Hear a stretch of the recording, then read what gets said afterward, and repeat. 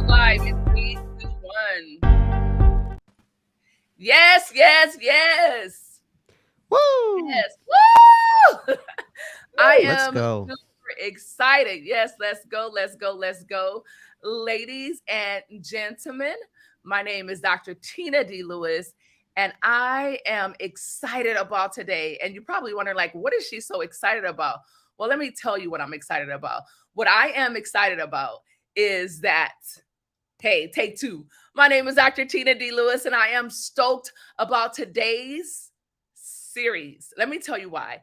It is our 13th series. Yes, it is the 13th series of Sunday Speaker Series.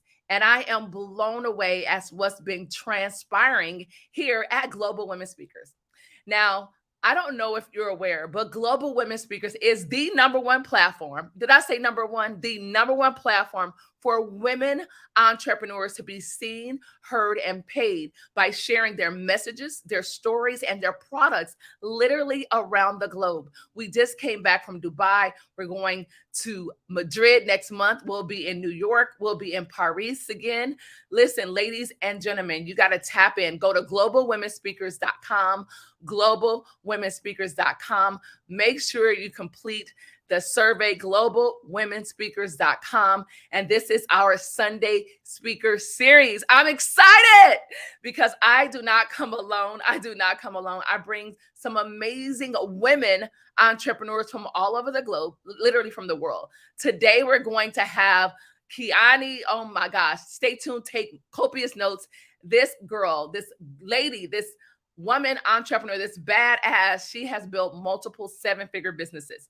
And if I don't know anything else, I know that success leaves clues. So I'm going to ask you to write down some of those clues. I'm going to ask you to simply take notes. You know why? Because I'm inviting you, I'm encouraging you, I'm beseeching you to go and execute. Go and execute, execute, execute, execute. This is different like no other summit. We're not here just to be timed for 15 minutes, 20 minutes, 30 minutes, and you take notes and you go off. No, we're going to show you exactly what to do. We're going to wait until your questions are answered. We want to make sure that you understand. But most importantly, I just want to thank you from the top of my heart from being here, because I know that today is Sunday. It is some of our only free days. And you have decided to spend it here with Global Women Speakers on our Sunday Speaker Series of 2023. This is our 13th. I'm getting tongue-tied because, ladies and gentlemen, I can be honest, like there's some things that it's hard to do consecutively, right? Like working out, like eating good, right? Like before I went to Paris, I was eating great. I was meal prepping. I got to Paris, and guess what? I had Coke. I had chips, M&Ms, 2:00 in the morning. 2:00 in the morning. It's about transparency here. And I just want to invite you to be very keen on the core values of Global Women Speakers. There are 4. 1 is culture. 2 is, guess what? Community. Number 3 is communication. And number 4 is collaboration. And so we're looking to partner with you. When I say we, I'm speaking of every single member that we have, that I'm honored to have a part of our organization. So if there's anyone that says anything, anyone that you just simply resonates to, anyone's that your spirit says, you know what, I got to reach out to that person, then I want you to do exactly that. It's about collaboration. Ladies and gentlemen, I can tell you, I love the saying that if you want to go fast, go alone. But if you want to go far, you go together. And that's exactly what we're doing. We're dominating the world, one country by one woman entrepreneur at a time. So I got some people in the back. I cannot wait to bring them to the forefront. I'm going to bring them both because I simply really want you to go ahead and just say hey to them. They're amazing. When I say amazing, they are amazing. They are incredible. They're phenomenal. They're dynamic. They're explosive, and so many other adjectives. And one of them is 22 years old. I know you're like, 22 years old? Absolutely. Listen, he's here for a very specific reason. How many of you have a YouTube channel? Raise your hand. If you have a YouTube channel, matter of fact, put your YouTube handles in the chat. If you're watching us on Facebook, put it in the comments. If you're watching on YouTube, drop your YouTube channel. And if you're watching us on LinkedIn, yes, go ahead and drop your YouTube channel. I'm going to tell you why YouTube and why now. Why YouTube and why now? They used to have it where you could only monetize YouTube if you had, guess what? 4,000 hours viewed. But we're going to talk about that in a moment. Have some very special people back. We have a mental health therapist. Get out of here. She's bad to the bone. We also have a 7-figure, investor, but she's a woman entrepreneur. She can give you strategies, sales tips, techniques, networking. Listen, she can give you the blueprint to literally building a 7-figure entity. And here's the deal, ladies and gentlemen. If you have the blueprint, you can do it over and over and over again. And then we have my little brother, who I adore, Lalo. He is incredible. He's going to tell you how he got. Are you guys ready for how many subscribers he has? I know you are. Can you guess? I want you to guess how many subscribers Lalo has in the chat. I'm not going to tell you yet. He's not going to tell you yet. But the winner gets $100. $100. Yes, the winner gets $100. If you can tell me exactly how many subscribers somebody has, Lalo has, then I will give you $100. With that being said, we're going to start this party right now. I love music. Since I can't play any music that will be copywritten, then I am going to play some of their music, right? Some of StreamYard's music. I have to have some sound. I am going to play this. Yes. And while I'm playing this, I'm going to bring to the front my guests, my special guests. I'm honored to have them. It's amazing to be connected with incredible, phenomenal people that are experts and masters in their field. I'm stoked out of my mind. It's the last Sunday of Women's Month. It's the last Sunday of the month of March. It is the last Sunday of March 2023. And with that being said, I am going to bring to the front Lalo. Hey, how's it going? And Jessica Maloney. Woo! Yes, yes, yes, yes, yes. Hey. Let's go. Let's go. Yes, Lalo says let's go. Hey. So really quickly, I want you guys to share this to your YouTube, share it to your Facebook, share it to your LinkedIn. Go ahead. We are waiting for you to share it. We've made it where everyone can stream simultaneously. We are not just streaming on Facebook. We're also streaming on YouTube and LinkedIn and Twitter. Woo! And you too can stream it from your platform. Matter of fact, Jessica, go ahead and stream it to your YouTube and your Facebook. Kiani, do exactly the same. Lalo, you got to stream it to your YouTube because you have X amount of followers, subscribers. We want to all be tapped into that. Lalo is amazing. Wait until you hear his story. So ladies and gentlemen, without further ado, I just want to introduce you to this amazing panel. They're really awesome. And so we're going to start, we're going to start with ladies first. Is that okay, Lalo? We're going to do ladies Absolutely, first. Yes. All right, we're going to start with Jessica, then Kiani, and then Lalo. So Jessica, who are you and why are you here? Over to you. Hi, my name is Jessica Maloney. I am a licensed mental health counselor. I'm also a breakthrough self-love coach, motivational speaker, and author. I am here to be a part of the conversation and to empower women speakers and just women in general, because it's such a passion of mine, coming from somebody who was completely lost as a woman, not really knowing who I was or who I wanted to be. And now being able to be here with you guys and being able to share that women all over the world can step into their purpose and find themselves in any and every opportunity. And I'm really excited to be a part of this one. Woo! Okay. Jessica, where are you calling in from? Where are you right now? I am in Long Island, New York. Woo! New York in the building. And then we have the beautiful Kiani. Kiani, where are you coming in from? Well, I'm saying good morning because I'm coming from Australia and it's 5 a.m. here. Woo! Yes, thank you for making that sacrifice, for being here for the ladies. Ladies, listen up. And gentlemen, if you're listening, she just stated that it's 5 a.m. Talk about being committed to the commitment. She said she would show up, and she is here. That's a lesson within itself. And I know for a fact that that's one of the pillars of creating that 7-figure income. Kiani, thank you for being here. Mwah, mwah, mwah. Thank you for having me. I love coming along, getting to share my voice, meet other amazing, inspiring humans along the way. It is a global platform, that is for sure. Yes. Okay, Lalo, over to you.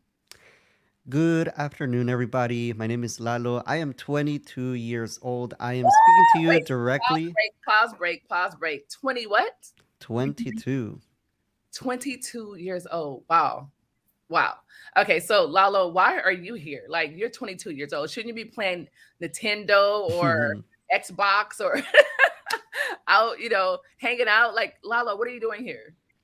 I think since I was a very, very young, I had different plans of playing Nintendo and stuff like that. I was always passionate about videos, creating videos, entertaining people, entertaining an audience. And I found YouTube to be the platform that finally allowed me to take my number one passion, which was entertaining people, and then my second biggest passion, which is making videos and taking photos. And YouTube was just a perfect avenue for that. And so ever since I moved to the US with my family in the year of 2013 at the age of, 13 years old, I have been documenting what it's like to be a US immigrant and share life in America and just create the videos that people wanted to watch from all over the world and want to know what it's like to live here. So that is what I have been doing throughout the years. Wow. Let's, ladies and gentlemen, if you're watching on YouTube, go ahead and drop some noise in the chat for him. If you're watching on Facebook, let's give him some emojis, some hearts. Yes, I see them coming. Awesome. Yes, they're like, wow. Yes. I see we have Glendora Divine. Glendora is an amazing, talk about mental health. Matter of fact, I think we need to have a specific day for mental health. She is, when I say a professional, I also say a beast when it comes to mental health. She takes it very seriously. So Jessica, I would love for you and Glendora to come together when we're going to have a mental health Sunday speaker series, right? We're going to start making them literally themed, because that's what we need. You are nothing. You could do nothing without your mental health. If you guys agree with me, hashtag mental health in the chat. Hashtag mental health in the chat if you believe that. I mean, Kiani, could you have made multiple 7 figures if you did not have your mental health together? No, absolutely not. And I had the privilege of meeting Glendora not long ago. She is an absolute powerhouse, and it is a global pandemic, I would say, in our mental health. So having women such as Jessica on this series, we are blessed. Yes, I love it. Yes, look at that. It says the best of the best. Yes. Another Facebook user, look what they said. Wow, just hands up. Rashida Jackson. Glendora's like, yes, mental health, hashtag mental health. Yes, I love it. All righty. Yes, thank you for participating. So without further ado, listen, I know you ladies are like, why is a 22-year-old on a panel with 30 and 40-year-olds and 50 years? Why? How come? Right? I'm going to show you why in just a minute. Matter of fact, we're going to tuck ourselves in the background, and I am going to bring to the front none other. Are you coming back, Kiani? Oh, I'm coming back. And what are you talking ready about? To listen. What are you going to be talking about, Kiani, when you return? I'm going to run people through a little snippet into the journey so far, and then how to multiply and get that business to that 7-figure number that we all so desperately want. Wait, she said multiply. I'm into multiplication. Ladies and gentlemen, we've been adding to our business or subtracting. And now we're going to show you how to multiply and how to use exponents. We're going to grow your business exponentially. Stay tuned. Kiani will be back. And Jessica Maloney, what are you going to be talking about when you return? I'm going to be talking about our mental health and self-love, one of the foundational building blocks of our success. Wait, did you say self-love? Did you just say? Yes, ma'am. Wow, self-love. All right, awesome. So I'm going to talk about, okay, so why do people need to be taught self-love? I thought we were born loving ourselves. Like, no, that's not the case. Unfortunately not. We're born with survival instincts. We're born to survive. We're born to watch out for all the bad things that are going to happen to us.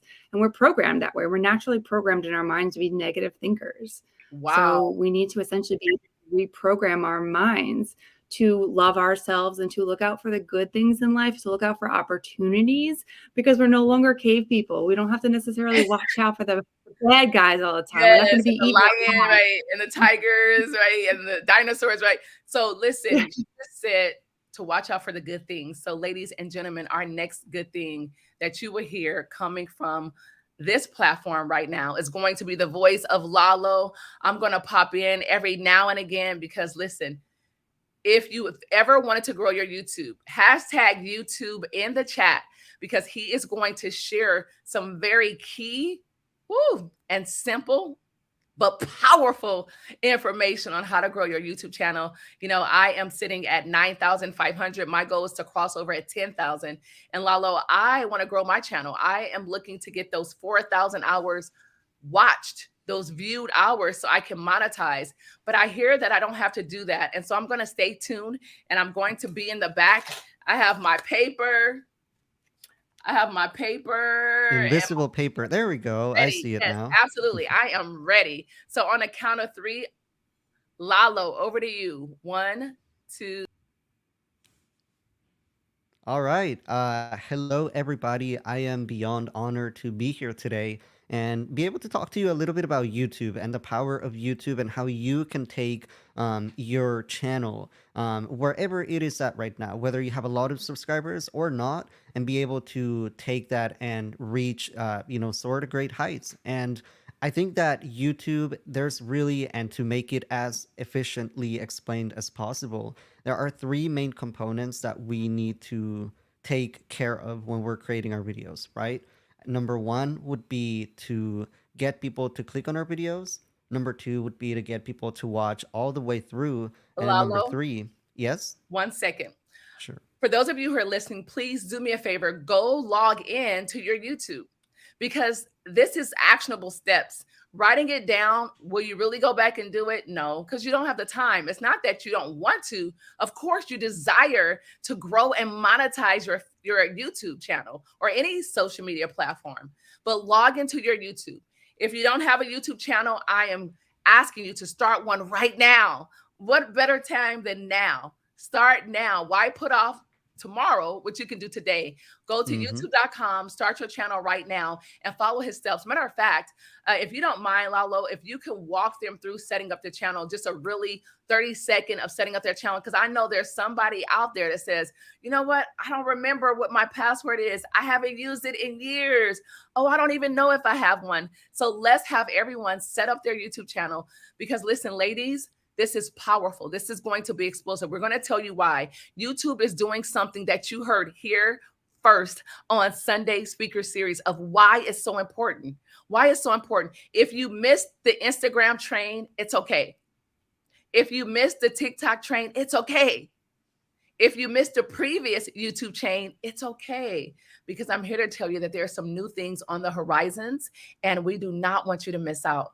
I'm not missing out. So it is my reasonable service to make sure that I bring it to global women speakers, to their members, but also our members. We have a like heart and our goal is to bring it to you all through us. And so with that being said, I am going to bow out again and turn it back over to none other than the Lalo. Lalo, over to you.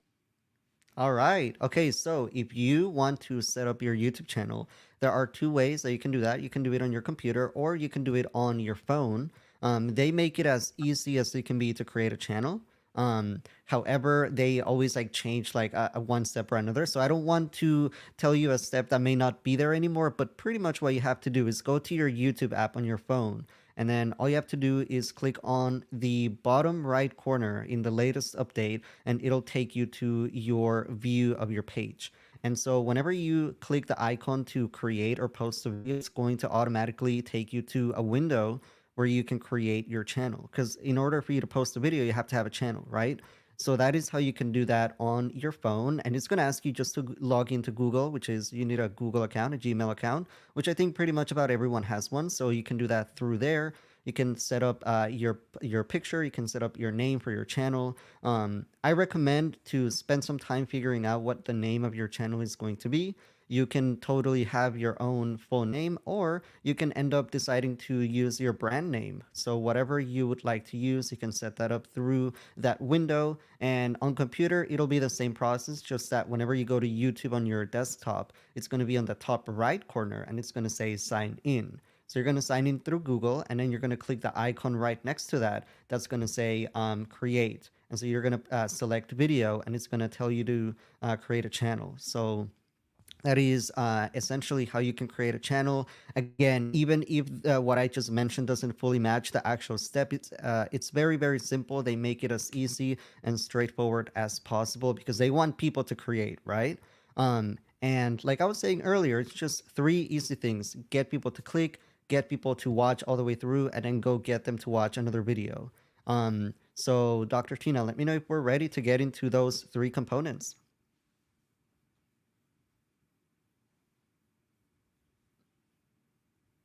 Okay, I think we may be ready.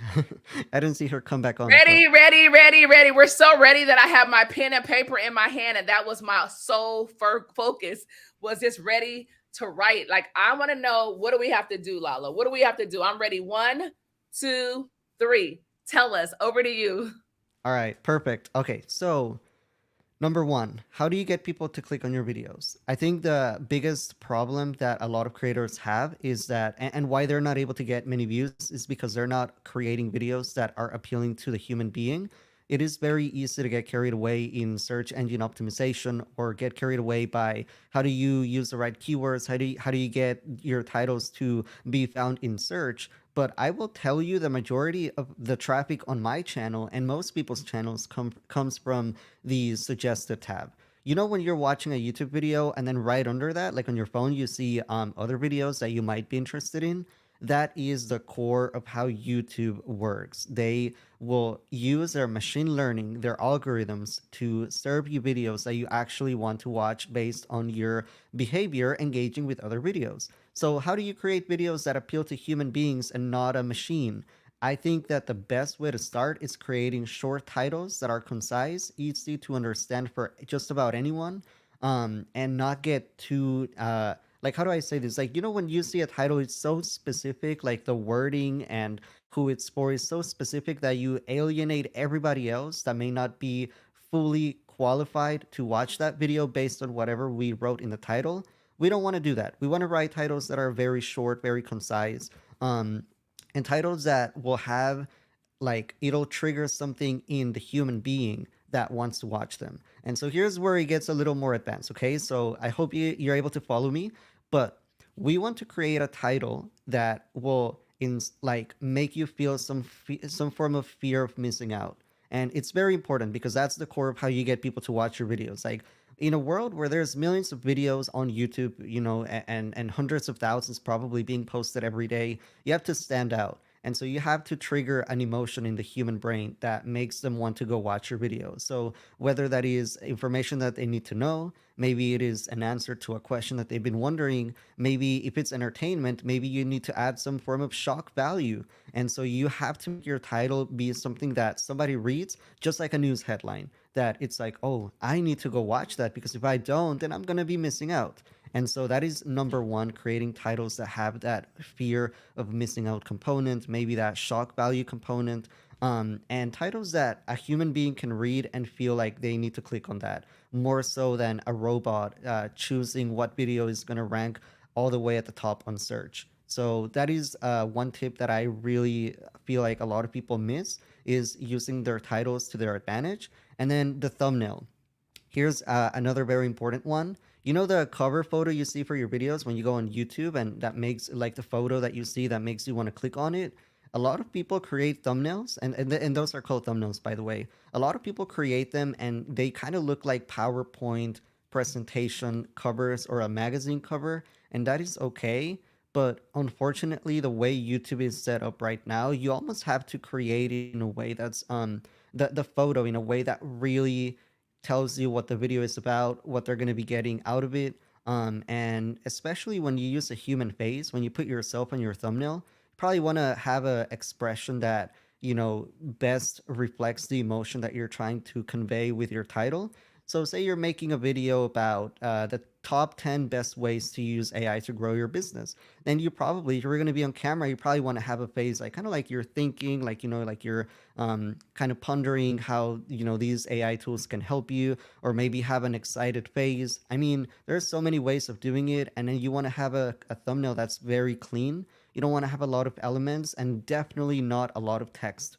So like we like to say in our, whenever me and my creator friends talk about it, we like to say 3 words tops for your thumbnail. So when you're creating that photo cover, whether on Canva, whether on Photoshop, whatever you use to create your graphics, you want to use very, very few words, and you don't want to fully copy whatever's on your title and write that on your thumbnail. You more so want to do something like you take whatever you wrote in your title, and then you take maybe the 3 best things that from there, the 3 best words, and then you put them in your thumbnail. So if you say top 10 AI tools to grow your business, then your thumbnail can say something like, like create faster, or you can say something like, optimize your workflow. Like, you know what I mean? Like, you're not rewriting what's in your title, you're adding to it, and you're creating something that's going to appeal to a human being. So when I'm on YouTube scrolling, I'm on my phone here, like I'm scrolling, right? And I see that thumbnail. I see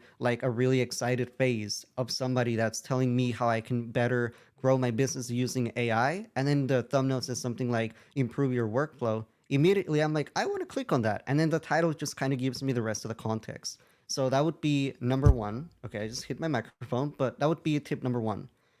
Now we get into number two, getting people to watch all the way through. Easier said than done, absolutely. But here are some tips that I hope will help you. Number one is going to be creating videos that go straight to the point. I think it is not a good idea anymore to do long intros, like saying like, hey, welcome back to my channel. My name is like so and so. I do this. I help people do that. I know that's sometimes what we want to do because we want to let people who we know who we are, up, right off the bat. But the way YouTube is set up, people have so many options to go watch so many videos that we want to give them the value as soon as we can. And then we can make space for introducing ourselves. So if the video, back to the example of 10, top 10 tools, AI tools to grow your business, you would probably start out your video literally saying what you're going to teach them. In this video, I'm going to teach you how to grow your business using the next top 10 AI tools.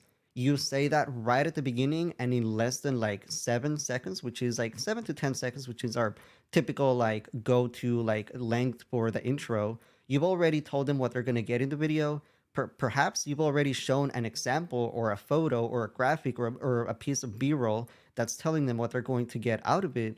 And you've already made a promise that you're going to deliver in that video. That is miles better than if you start the video saying who you are and what you do and how you help people, because you're already giving them the exact value that they clicked on the video to get, right? So that is number one, would be to go straight to the point. Number two would be show, don't tell.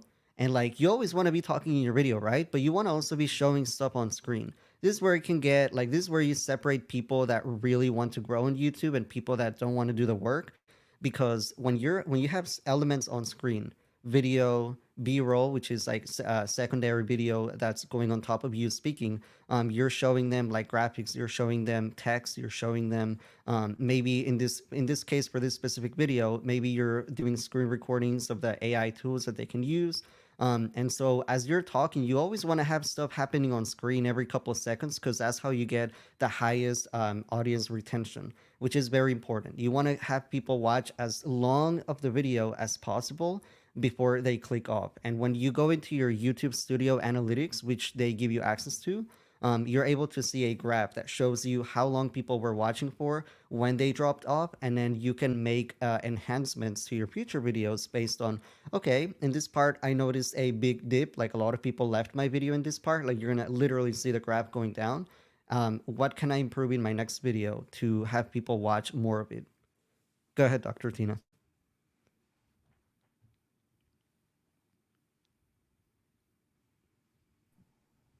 Yes, this is a lot. We're giving them a lot. If you're getting value from anything that Lalo is sharing with you, then I want you to hashtag LALO in the chat.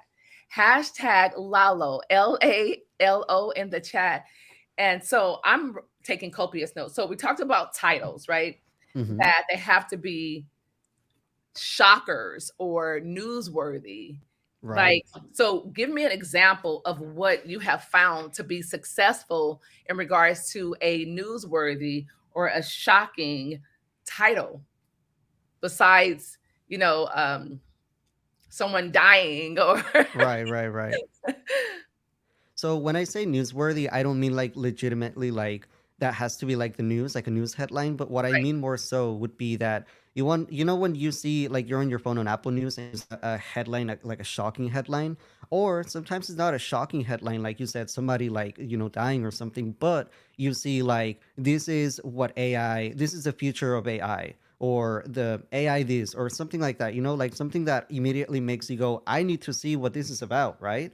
Like right. when we're writing our titles, we need to be thinking like we're trying to create that like dopamine rush in people that Yes. yeah, so they're gonna Something click on it. relevant and exciting. It's something Hmm. kind of like the Inquirer and all of those tabloids, right? When you're checking out and you're just standing there and you look at that headline and you grab the paper just to skim through it, right? So I get it. That's awesome. And number two, you talked about thumbnails. And so Correct. what exactly is a thumbnail? Is that little circle that we have on YouTube, Lalo? Is that what the thumbnail is? Oh no, so you know when you're browsing across YouTube and you see different videos, they'll Right. have a photo, like a cover photo, right, to Mhm. them. That is the thumbnail, and that is what you wanna create for each video that you post. You're gonna need to create a thumbnail that, which is a graphic that's going to sell that video to people when they see it on the homepage. So you want to use a lot of contrast. You know, you want to use colors to your advantage. So like for example, this graphic right now that you guys are seeing, the pink against blue, it's a really good contrast. So it catches the viewer's attention and it captivates the eye just because the nature of how color science works. So you Right. want to use that to your advantage. You want to use text that is very easy to read. I see a lot of people using very stylish text, and it's like Yeah. it looks cool, but it's by no means easy to read like No, fast. And it's not you even legible. It looks not cute, even. but we don't know. We don't get the message, right? We don't get the message. Exactly. I love So that.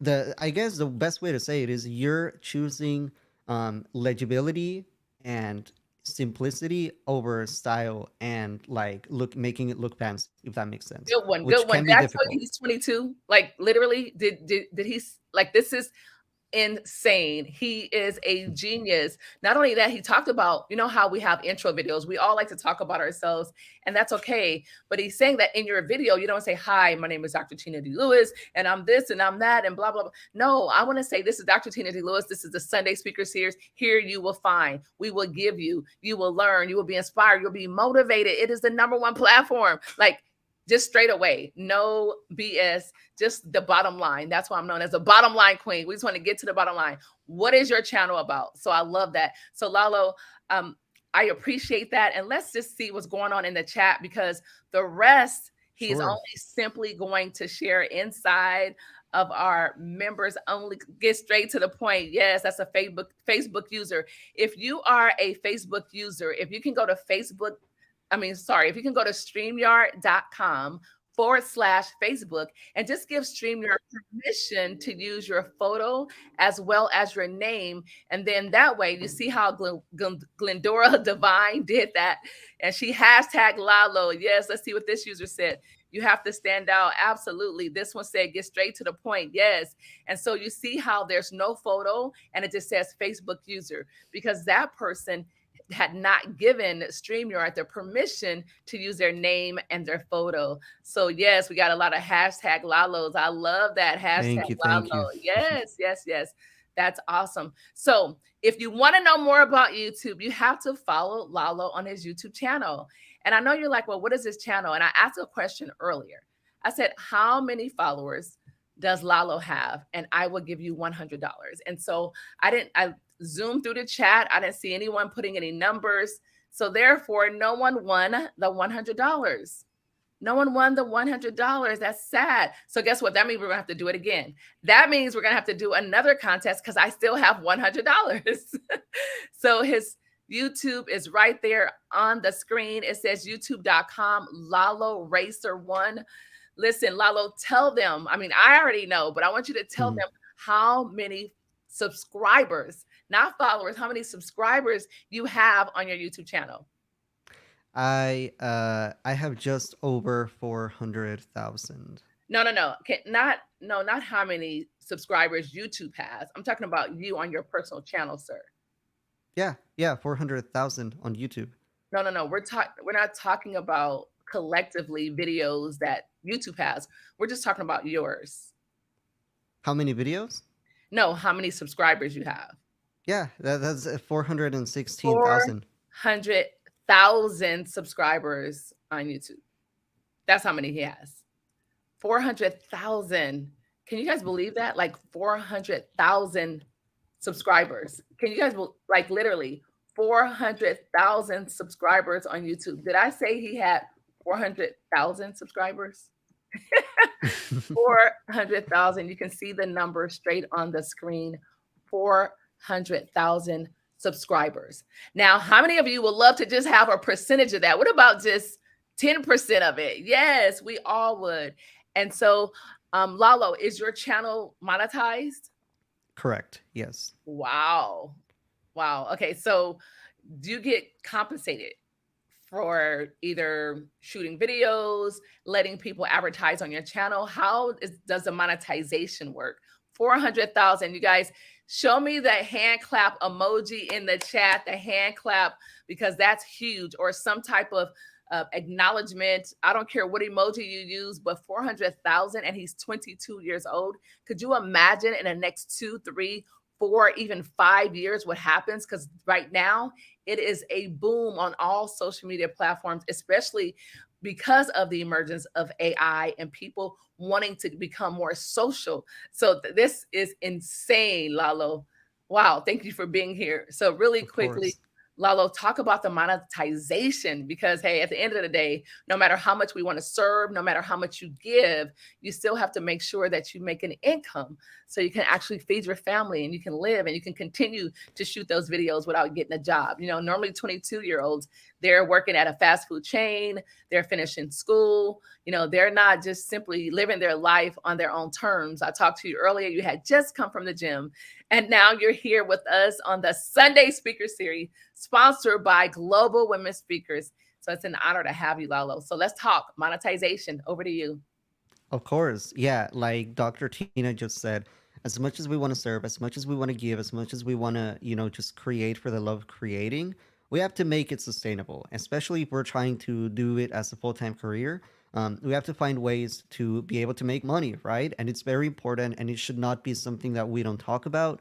There are many ways to monetize on YouTube. You can literally, and by the way, you don't need to reach the 1,000 subscriber mark for 1,000 hours of watch time, or the view count in YouTube Shorts, the new way, the new path.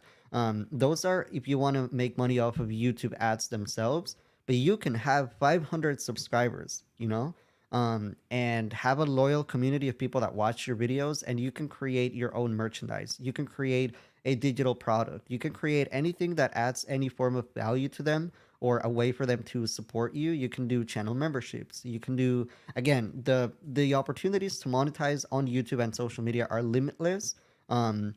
So I guess the best ways that I would recommend would be definitely AdSense is the native way that YouTube will just pay you for posting videos. You do need to reach those thresholds that were mentioned before, but once you do surpass them, you're going to be able to make money for your videos, even if 5 years go down the line or 10 years pass. You have videos that are still getting views, you're still going to be making money. As long as they are monetized videos that do not infringe any of their guidelines, you're going to be making money. The second way that I would recommend would be working with brands or companies. My rule of thumb would be to never lose the trust of your audience, trying to, generate a higher revenue, because once you lose people's trust, like, it's very hard to gain back. So anytime you ever collaborate with a brand or company and they're going to pay you to promote something that they have, definitely do your homework, do your research, make sure that they're a legit company and that whatever they're trying to promote is not like a scam or not like something that is fake value being added to them, because I just think that it's not within my morals personally. And I think that you would probably agree that nobody wants to be sold something that is not what it claims to be or be scammed, let alone, right? So I think working with brands and companies is a great way to make money, but you have to be careful of those things. And then the third one, like I said, would be creating your own merchandise. So you can partner up with a company that does all of that for you, and then they take a little percentage of that, and then you make the rest of the revenue because you're the one promoting it and you're the one getting them sales. Or you can literally go and create your own merchandise from scratch if you have the bandwidth and the connections to do that, and you get to probably make more money. Or you can create a digital product. So that can be a course, that can be a PDF, that can be a guide, maybe a preset for photography or video. I mean, there are many ways that you can create something. And if people really love your content for what you're offering, you better believe that they're going to want to support you and they're going to want to buy whatever you have to offer them, especially if there is added value for them. So again, you don't need a big channel to monetize. It is a plus, absolutely yes, but you don't need one. You don't need a big channel to monetize as long as you're building a strong, loyal community of people who are decision makers, people who are ready to spend money on things that they feel will add value to them. I think it is absolutely possible and very necessary to grow on YouTube and be able to thrive and make it a business. Wow. Woo! All I can say is that the Global Women Speakers Network, our community, is going to be ready to monetize. It's going to be ready to blow our YouTube channels up. Matter of fact, I want to see what Kiani has to say. I mean, she is an ultimate member of Global Women Speakers. So Kiani, like, are you backstage in the green room, if you will? Are you learning anything? Is there any new information or what's going on? Oh, Tina, I was like you. I had my pen and my paper. I was writing notes and trying to log into YouTube. It's so important. And this world of tech, like, we're just trying to be business owners, most of us. So I feel like for those that aren't in the creative space, which is definitely me most of the time, this is like valuable information because we get so lost on the internet trying to figure out how to do something. So when we have someone like this in front of us giving us 3 easy tips on how to get things started, I know that my YouTube channel is going to change. So thank you. Oh, wow. Exactly. I mean, mine too. I'm excited. I am ready. I love being at the forefront because I can tell you this, 4 years ago, exactly 4 years ago, Gary V, he was at an event and we're talking and taking photos. He took my phone out of my hand and said, "You must TikTok. I'm telling you, TikTok." So we created the account. And guess what I did? He showed me what to do. And guess what I did? Nothing. Oh. Absolutely nothing.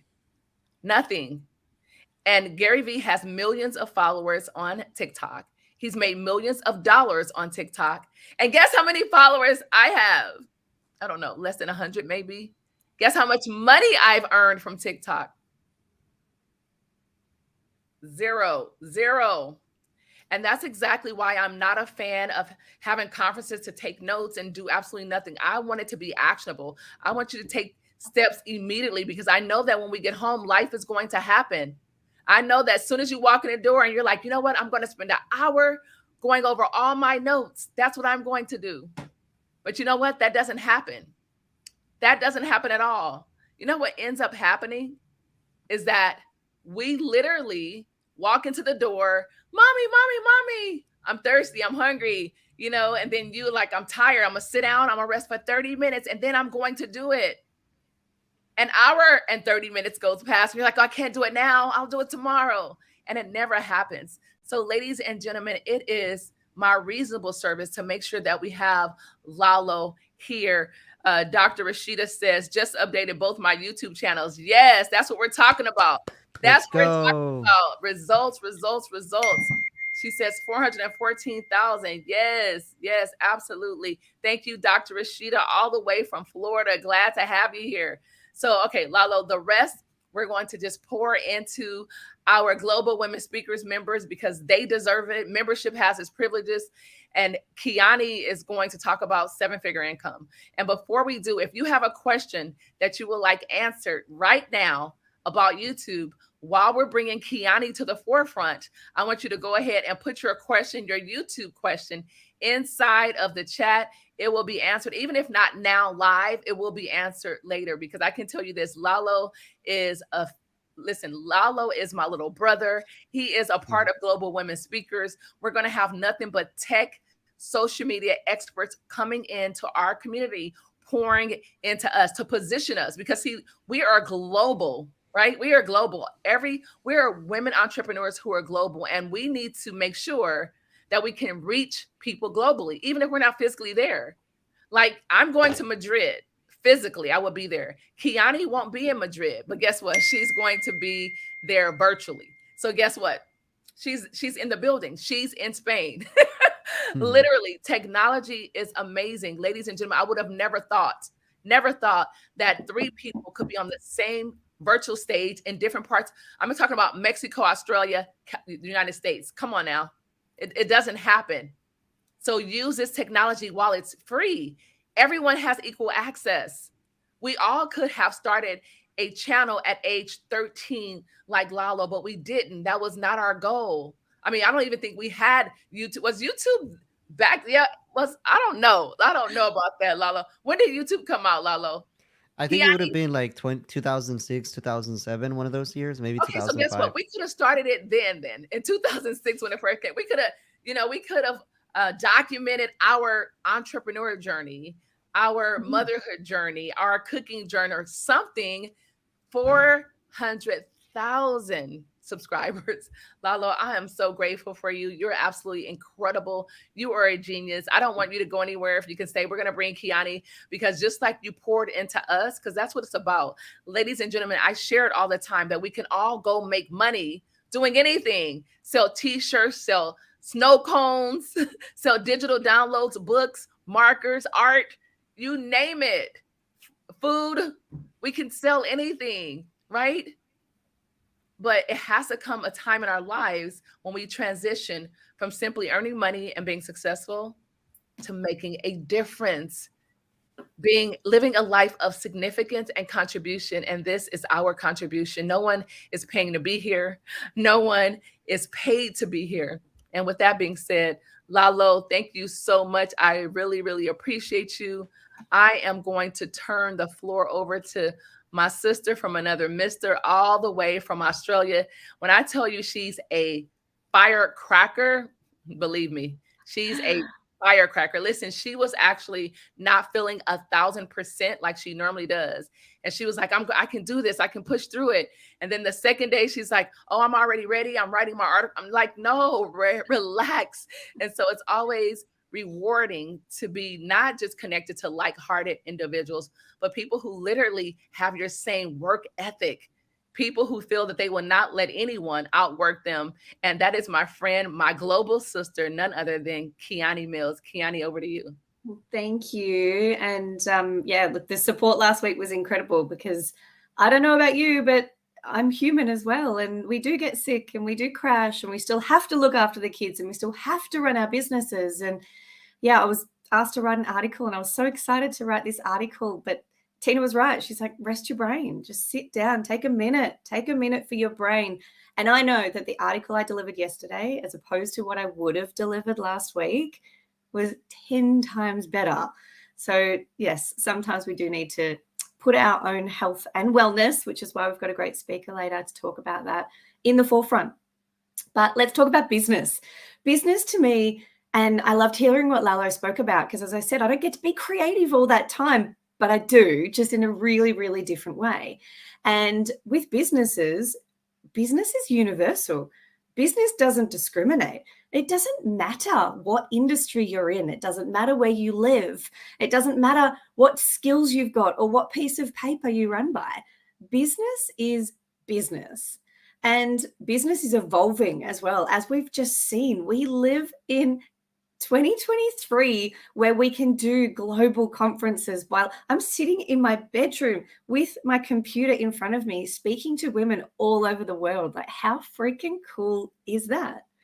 We are so blessed at the moment, and this is the time to really take advantage of this digital age. As Lalo just spoke about, monetization. Yes, we are here to contribute. We are here to give back. We are here to serve, but we are also here to survive. And to survive, we need to be able to put money into our bank accounts, money into our mortgages, put food on the table for our children. Like, it's not selfish to make sure that we are comfortable. We are steering the ship. Especially as women, as parents, we are steering the ship.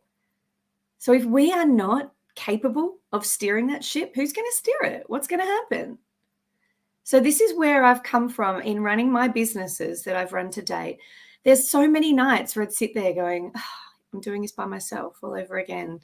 You know, how did I get to this? I feel like a hamster on a wheel, and there's got to be something more. There's got to be something better out there. And it really put me to the test. And I put some amazing people, and Tina talks about this a lot. Mentors. You must have amazing mentors. And mentors, like me, I have mentors. I can't do this by myself. And I want to get all of the possible experiences, situations, scenarios, gather all the information together so that I got to formulate the plan that worked for me in my businesses. And then I got to share that with my people. And I got to watch my friends and my family's businesses thrive on these tiny little tips and tricks that to me were just normal because I'd been doing it for so long. But to them, it was like mind blowing, right? So to me, I have formulated this step-by-step process. And yes, I love personal development. I've done all the Tony Robbins business mastery. I've got all of my certificates signed off on. I've done so many of these, Gary V, you name it, I've done it. They're amazing. And what I've done is I've taken all of the little bits and pieces that I really, truly have tried and tested in my business and in other people's businesses to make sure that we can multiply. As we said before, we don't want to do 1 + 1 = 2. We want to multiply. 10 + 10 = 20. How do we do one simple little thing to then create this snowball effect that just rolls and rolls and rolls and gets to a point where these businesses roll without us? Because if you're going into business, I know for me, the first couple of businesses, I was like, I'm going to have this business forever. I'm going to give it to my children. This is a legacy piece. I love it so much. I'm going to pour my heart and my soul and my blood and my sweat and my tears into this thing, and I'm never going to let it fail. What happened? It failed because I was too in it. I wasn't running a business. I was running a relationship. I had a relationship with the business. It was crazy, but that's what we do. We don't know any different. So what I do now is I run a process, and I run a process to run the business because my mentality going into these businesses now is my job is to see how fast I can make me redundant in this business. I want this business to run without me, without my hands on. I want to be able to, if your business, depending on what it is, needs staff, then you've got to be really specific with who they are, what their skill set are. And do you trust them enough to take the reins, take the handles, take control of the ship and steer that thing for a little while so you can go and enjoy your life or look after your children or get to do these amazing things like speak on a global women's conference. It's incredible, right? But the beautiful thing, and Tina did touch on this, it is about contribution, it's about service. So we always start with our why. And why are we doing this? Most of the time, it's because we found a problem and we want to solve a problem. So where do we see the gap? Why are we going to be creating or birthing this business to the world? Because it is. Every time you register a business, you get a business registration certificate. And every time I look at that, I'm like, this is a birth certificate. I've just birthed a business into this world that could create change and could create fundamental differences in people's lives. So there's a really awesome exercise that you can do, that you can sit down and write a description of your business or what you do, what your service is, but you're not allowed to say what you actually do. So don't actually say, I'm a real estate agent. Say, I sell a product to create safety, security, stability, and I get to bring people's dreams to reality so that they can spend more time with their family in a comfortable environment. I just literally pulled that off the top of my head. I'm sure you do a much better job. But the why is so important. This is what Lalo said. We want to captivate our audience. We want to make sure that those titles that we're putting on our YouTube channel make people want to read it. And it's the same with our business. I don't know how many mission statements or value propositions that I've read that I'm like, it doesn't even make sense. Like, I want to know why you do what you do so that human element can be triggered and we can create a connection instantly, because without that, you're just another business. And I guarantee you, you are not the only one that does what you do. And if you are a unicorn, and you better ride that unicorn all the way to the stars, because you are very, very lucky. And in the normal world, for the rest of us, I'm not the only person that does what I do. There are hundreds and thousands around the world.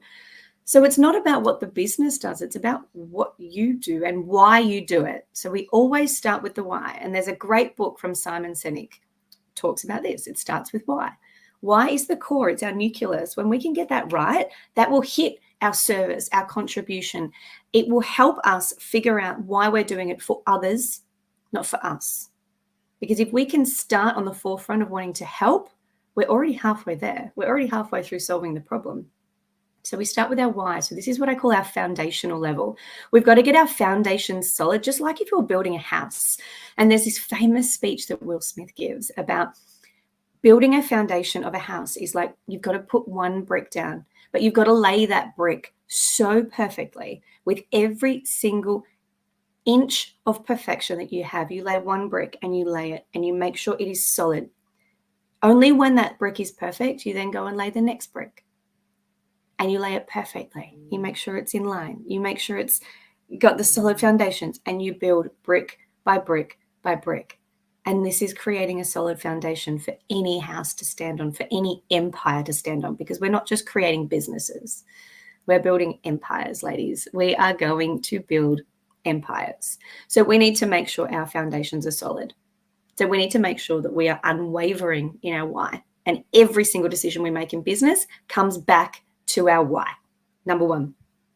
Number two, this is the fun part for me. So when we talk about, when I was saying before, I'm not creative, I'm super creative when it comes to being able to implement systems and processes and procedures. And I know it doesn't sound very sexy. I know it doesn't, but I tell you what, once our foundation is laid and we get that process right, those systems right, and those procedures right, man, the rest of it is just going to hum like clockwork. And the beauty, if you already have a business and you haven't started your business yet, we still go back to the why. We still always start at the foundation. But it is so easy to change systems, processes, and procedures literally in a minute. We can change, we can upgrade. So we're in a digital world. So there are new products coming out all the time. So I've got a dedicated team that constantly watch and look at new systems and processes from a digital perspective so that we can make sure we're saving time, because time is precious. So with our systems and our processes, we can look into automating workflow, automating precedents, automating textbook replies, setting up AI bots to reply for us while we're sleeping. There is so many cool things that we can implement into our businesses that will make such a change. But a lot of the time, especially if we have had an established business and we are on that hamster wheel, we are so stuck in our world that we can't possibly see what's on the other side. So that's when we ask for help, right? Sometimes it's probably one of the things that we're not great at, especially as women. You need to put your hand up and say, hey, I need help. How are you going to help me? Anybody help me? And as I said before, you can't just go to YouTube or internet and go, how do I do this? You'll get thousands of different ways to do it. But how long is it going to take you to troll through all of these responses and figure out the one thing that works best for you in your business? That's going to be a big waste of time. We don't want to do that. So instead, ask people who have done it before. Ask people who are currently doing it, are using these platforms, can give you feedback. Most of these platforms have these free trials, or they have someone, a dedicated salesperson who can jump online and physically show you how to work it on Zoom or on Teams or whichever platform you use. So once we've got our foundational level, implementing our systems and our processes and procedures, this is where we save our time. And this is where we can really set a business up to start running without us. Because if those things work and we get them right, it's one of those things where, yes, we can always go back and we can tweak and we can manipulate if we need to. As our business evolves, we're going to have to. But if we get it right the first time, it's a rinse and repeat situation. So for a lot of us out there who are time poor and are wearing many, many hats and juggling many, many things, having that foundational layer be able to be automated, it's just like, okay, I didn't think it would be this easy, but it can be. It really can be. So next one, when we move up, so this is sitting in our how. So the way that I really love, like everything I do, you'll hear me talk about a lot. There's many, many important things, but to me, it starts with the why. Then we move into the how. So this is the how: systems, processes, procedures. How the hell are we going to make this business as profitable as possible? So I don't have to spend my time in it. I can spend my time out of it, getting this thing known, shouting it from the rooftops, doing all the fun things as well. Not many of us want to sit behind the scenes in our business. We want to be out in the front, screaming about it, telling everyone about it, and then finding our clients. So this is our how. The how is in the workflow and the automation. Next, we move up into our people. The people is so important, and this is our what. So what do we do to, number one, find our people? What do we do to retain our people? Because we do need to have staff. And whether those staff are physical staff that we get to see every day, whether they're interstate or all around Australia like mine are, or outsourcing. We can outsource overseas. There's so many amazing companies, and you've got to make sure you go with a reputable company who plays healthcare and looks after their staff. But outsourcing is amazing. And then there's virtual assistants all around the world. We have to deal with people. We are in people businesses, especially if we're wanting to run these businesses that create that, number one, foundational layer, which is that heartfelt human interaction. We're going to then need people to help us continue to share that heartfelt human interaction, or we're going to need people to then come and buy our heartfelt human interaction. So we need people. People are the what. So we've got to figure out what kind of people we want. Where are we going to find these people? What do they do on the weekend? We need to really formulate, what are their attributes? What are their needs? What is the problem that we're going to solve? How do we give this person happiness in a jar? How do we give them everything they've ever desired while we're leaning on our processes and our systems and a workflow automation? And we're coming back to our foundational, why are we doing this? People are the heart center of these businesses. And people, if you don't have a community, I mean, we're on a community right now. How lucky are we? We live in Facebook land, Instagram land. I know I think Tina was saying we've missed the TikTok phase, which I'm the same, Tina. I missed it. I totally missed it. I did nothing with it. But I'm a people person. I need my people. I need my humans. I need my interactions. Everything we do is for these people. We're solving a problem, right? So we need to be everything that we can be for them, but also make sure that we're not getting stuck in the way. Because again, we've got to solve the problem for someone else. So feedback is really important. So people internally and externally are the heart and the soul of this business. And there's other ways that we can get feedback forms. We can put out polls. We can find out how our team are doing in the back end, how the product was going when it arrived, how the automation's going. Do you like the bot? Do you like the responses? Getting feedback is a really scary thing. It's so scary because a lot of us don't like confrontation. A lot of us don't like conflict at all. So I challenge you on this, right? So the next time someone gives you feedback, and that feedback is, of course, of a negative type, and they say, I didn't like this or I didn't like that, instantly, because it's our business, we go, oh, that's personal, that hurts. And for 80% of us, or more than 80% of us, our instant reaction is to become defensive or to take it personally or pretend what they said they didn't say, and we do nothing with it, where we've just missed this golden opportunity to make a huge change, or turn around in our minds and go, constructive criticism. Maybe it wasn't wrapped in cotton wool like we needed it, or our ego needed to hear it really gently. Maybe it was wrapped in spikes or something that penetrated us and it really hurt. But sometimes those hurtful things, and this, I'm not talking about hate. Hate is, there's no place for hate ever, anywhere, no way, shape, or form. But if this is a genuine, this part of the service didn't work because of X, Y, and Z, that's a chance for you to make a change. And that's a chance for you to then go, right, maybe I've missed something because I'm too deep in it. Let's change it because the people want it. And the people are the heart. So let's make the heart happy. Yeah. So that's our what, right? We're almost at the end. So stay with me. We've only got 2 more to go. We've got two more to go. No. We cannot. We cannot, Kiani. Okay, so what I want to do, I mean, you already know, like, this is just unbelievable. So we have Lalo in the background. And I want to bring Lalo back to the front for multiple reasons, right? Like, not only does he have 400,000.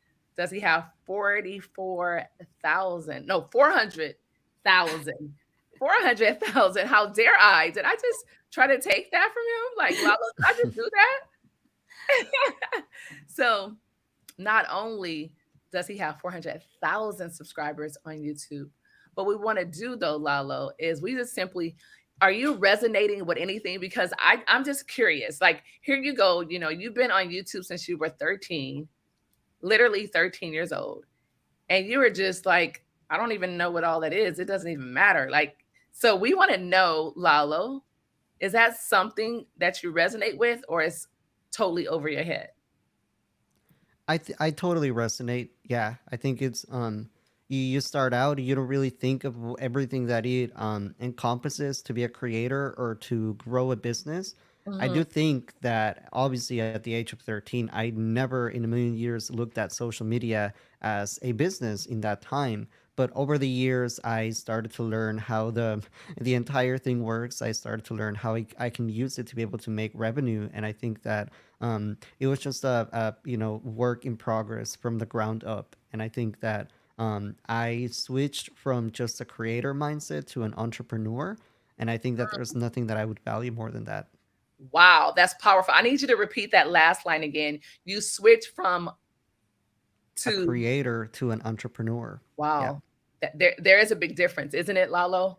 It's a big difference because I really, and this is just my opinion, right? But I believe a creator has the opportunity to reach the masses and put out quality content, and they can use their talent to reach people.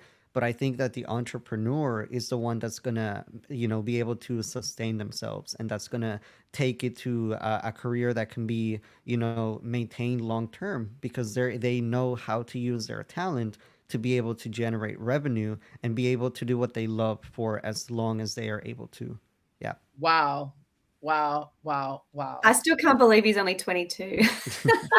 Right, Kiani? Like, let me go ahead and bring Jessica back in because I'm curious what she has to say. And I definitely, well, before we bring Jessica, we have he's a rock star. He actually was on our grand finale with Les Brown. His name is Eric Zuley. He's a friend of mine. He's a media beast. And I'm so honored to have him on. Like, I just caught him last minute. And I'm like, Eric, please, I need you to get on. So I'm going to bring in Eric, you guys. Say hello to my friend, my brother from another mother. I love his dad, the Mr. James Zuley. Hey, Eric, how are you? Hey, Tina, I'm good. How are you doing? Thanks so much for having me on. Yes, absolutely. So, Eric, can you please just introduce yourself, tell them who you are and what you do? Of course. So I'm a digital concierge connector. If you want to get connected to some amazing people, then we have a platform to help you do that. I'm a man of God, and I've been told that I'm pretty good at media and marketing and things like that. I'm also an actor. I was the face of Axe Body Spray. I've been on Amazon Prime and a bunch of stuff there. Speaker, coach, author, best-selling author, actually, with Sharon Lecter and a bunch of other people. But enough about me. I'm here today. Eric is being humble. I'm gonna back up. He's been humble. Like, listen, when he's like Lalo, when social media wasn't a thing, when people were like still doing belly to belly, and I'm going to make a statement about that later on, but Eric is like, you know what, I'm going to get on social media. And so he has a book called The Social what is it called? The social effect? The influence effect. The influence effect. Go on Amazon. You want to get that book if you want to have influence, because I believe some people are just born with influence. I think Kiani was just born with influence. I think, for myself, I think it's something that was just innate, but you can create it. Whatever you're not born with, I do believe that you can learn it. I believe that you can learn it. I believe that you can change the trajectory of your life at any point. I believe that at any point of your life, you can stop and say, this is not how the story is going to end. This is not how the story is going to end. Look at Lalo. He has been documenting his residency here in the United States of America from Mexico since he was 13 years old. How many 13-year-olds have come with their families and didn't document anything, didn't even have the thought, right?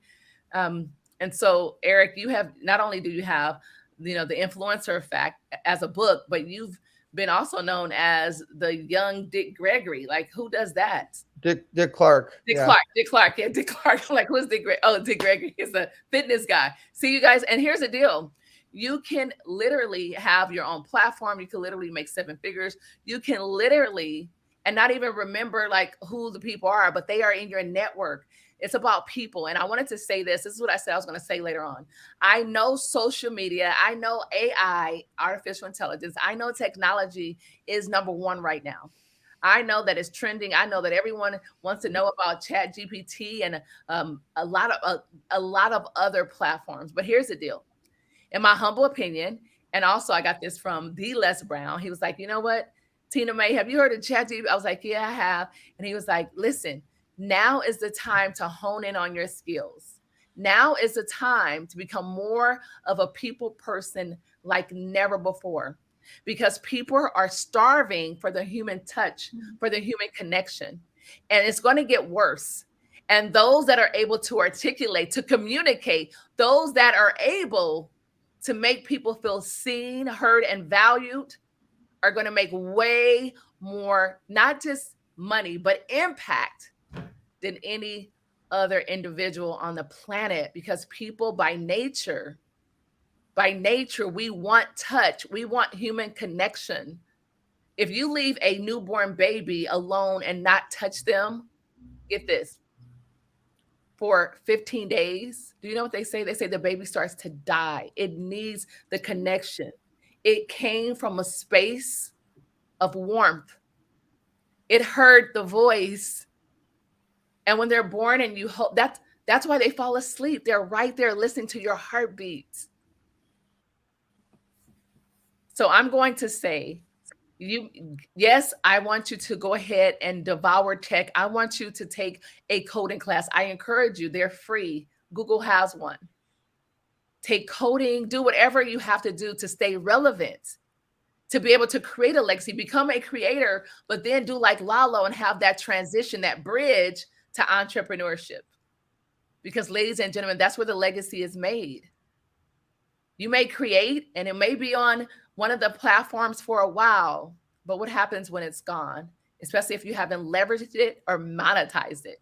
You have to have one type of income, and that's leverage or residual or passive. But why do you have to have either or? It's an and world. You can have all 3. And so with that being said, Eric, I'm going to turn it back over to you. Well, interactivity is everything, and you're hitting the nail right on the head, Tina. And we're building a platform that's an interactive platform specifically to help people engage and connect with SEO and meta tagging and keyword SEO and things like that to tap into trending topics.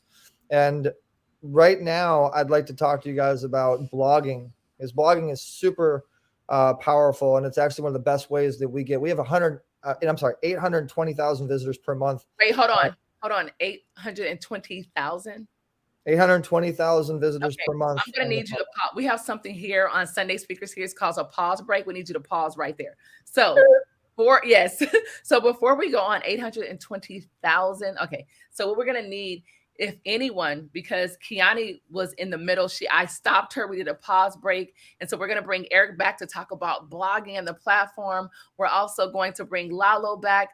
But before we do that, we have to turn it back over to the 7-figure entrepreneur. She is giving steps, tools, techniques, hacks. She talked about, listen, I've been taking notes. I've been taking notes. I don't know about you guys. This is my invisible paper.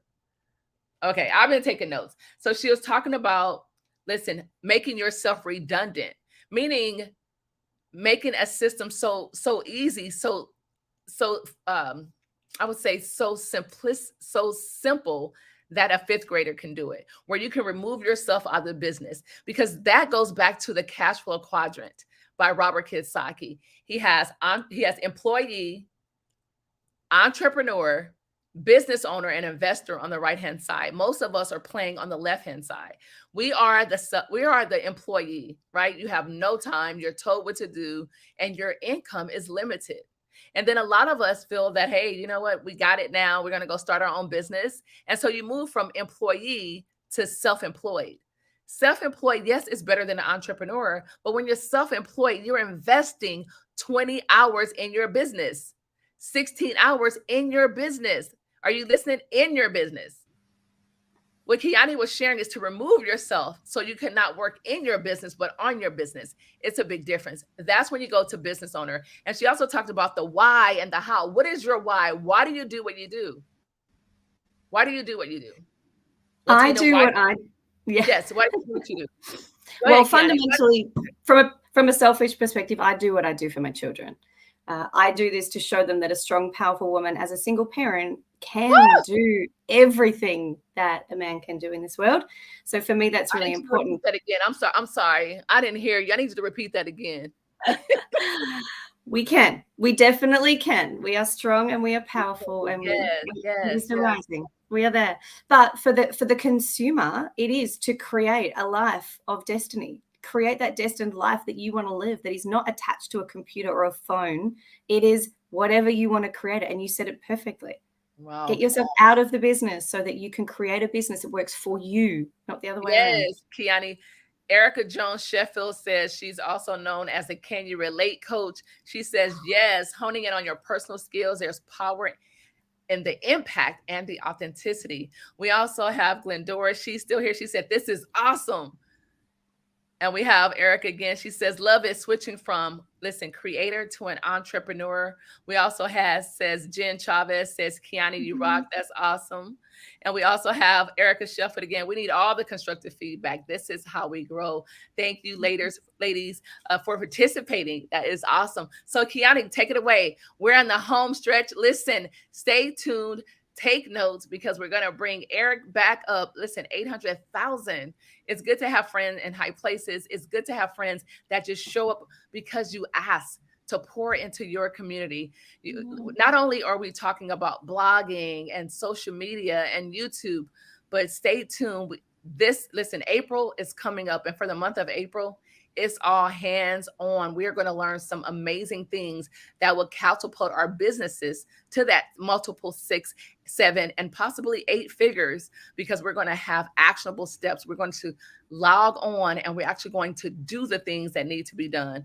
And wait until you see the lineup from April. I made a conscious decision, Kiani, to go all out, massive action. Nothing could stop me. Nothing could get in my way. If I don't know anything else, I know that I was built for this, and no one will outwork me. Kiani, back over to you. Oh, I love it. And now is the time. We are coming into the end of Q3, which is quarter 3 for those in business, which means that our financial year finishes on the 30th of June. So you've got 90 days to make a massive impact in your business before we click into a new financial year. Or for those of you who are like, you know what, I'm going to make massive changes in my business so that in the new financial year, I'm going to create the solid foundation. I'm going to have my systems and my processes, my procedures, and then I'm going to optimize the hell out of it and make this thing the juggernaut that it can be, while I'm still caring about my people, both internally and externally. That can be your goal for the new financial year, whichever way you want to do it. Just know that 90 days is more than enough to make a ginormous change, especially when you've got an established business. We can make massive changes in 90 days, which is the exciting thing, right? Again, moving into a new financial year, you can create a business from scratch and you can sail on through to that next financial year. The gift is yours. Time is nothing. Nothing is time, as long as you've got the passion behind it. So the last two things that I wanted to talk about, and I won't keep your time too much, but this for me, and I love what Tina said, and I love the fact that we had Erica's comments on, because it is about the people, right? It is all about people. And as much as we are in a digital world, there are a lot of people that are not yet caught up to the fact that we are digital. Our tweens and our next generation of incoming entrepreneurs, yes, they are so familiar with it because this is the life they've lived. My kids have had iPads at school since prep. Like, I didn't even know what an iPad was until I left school. So the world has changed, right? But there is still a massive generation of us that still want that personal touch. So for me, a really highly functioning and successful business has the back-end support, systems, operations in a digital state. And then the forefront is all about the people. It's all about the human interaction. It's the problem solving. It's how are we going to give them everything they needed plus more. Number one, valuing our time. And number two, valuing our service. So we need to make sure that we're doing that. Now, the best way to grow a business, yes, we've got social media. Wonderful. But we're building businesses with people, for people, with people in them. So networking. And this is where I do have a little bit of a Australian nickname where I'm the networking queen. So this is my who. Who do we network with? This is a big one. And I could probably do a whole segment on this. I've got exercises, I've got templates, I've got all these cool things that we could do. So I will share some of them with you. I'm more than happy to. But the who for me is really important. And the who is going to get you the people that you need to buy your service. So your who is your network. Your network can be your friends and your family. Yes, absolutely. Your network can also be your friends on Facebook, your friends on Instagram, on TikTok. Absolutely. But really the main people in your network, it's going to come back down to our why. Why are we doing this? And then who are we doing it for? So the who are we doing it for is our ideal client or our ideal customer. If we can really pinpoint, and again, like everything, there's exercises we can do to really nail and hone in on who your ideal client is and what the value is that we are going to give them. But once we know our who, then we can start to move that. And we've got this little, as our why is our nucleus, our who, our ideal client is our nucleus. This is where we start. From there, we go out. We go out. So who is going to bring the client to us? So if we go out to one step, we'll go, right, generally it's our ideal referral partners, because these are people that we want to partner with, because it's great having 10 clients. So we go, our ideal client is a first home buyer, someone who wants to buy their very first property. That is an ideal client for some of us, especially in the property industry or the finance industry. If that is your ideal client, it's great to have 10 first home buyers, but where are they going to come from?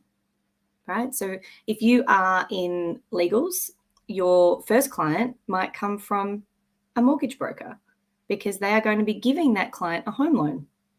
Or that client might come from a building inspector because that client needs a building inspection done on their property. Or it might come from an accountant or a financial planner. It might come from a family lawyer if they're buying the first home off the back of a separation or a divorce, or an estates lawyer because maybe they've inherited money. So it's becoming creative with who are the people, who are your referral partners that are going to be that second ring out. Who is going to introduce you to your ideal client? They are your referral partners. And instead of getting 10 clients by looking for 10 first home buyers, I might find one mortgage broker and get 10 clients from one mortgage broker. So that's how we multiply. Rather than going one to one, we go one to many. And we find the jump out to go, right, how am I going to get 10 clients instead of just getting one? Okay, how do we get 10 clients instead of getting one? Solve that problem and we multiply our business.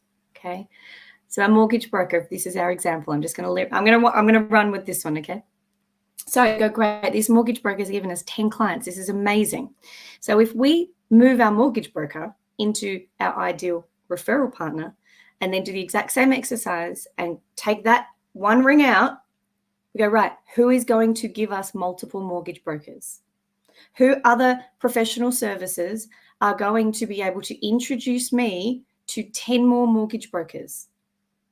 so that when one mortgage broker is giving me 10 clients, I've got 10 mortgage brokers, each giving me 10 clients. All of a sudden, my business is now thriving, and I'm really only nurturing 10 referral partners. So I'm paying attention to my time, I'm paying attention to my output, I'm interacting with people, and I'm creating the why, and I'm delivering on my service. So again, if we get to the point of being able to have 10 mortgage brokers that are all giving us 10 clients each, and we've gone from having 0 clients to having 100 clients overnight, we need to make sure that if we go back down the table, that our foundation is solid, that our systems and our processes can support the rapid growth, and then we've got the optimization and digitization in place so that we can make the process streamlined, right? That way our people will stay with us longer, internally and externally.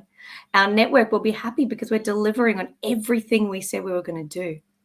We are creating the promise. We are creating a reason also for people to come back again, because we don't really just want one-off clients. We want to create that flow so that in 5 years' time, we've got people coming back and coming back and coming back. Yeah. It's all about the people, but then it's about the network, and we need to nurture our network. So this is where, I'm not going to say it, but as females, we are natural born nurturers. This is something we are really good at. So ladies, if you are not at the front of your business, nurturing your people that give you the business, you're missing something really, really critical. This is our job. We were born to do this, whether you've had children or not.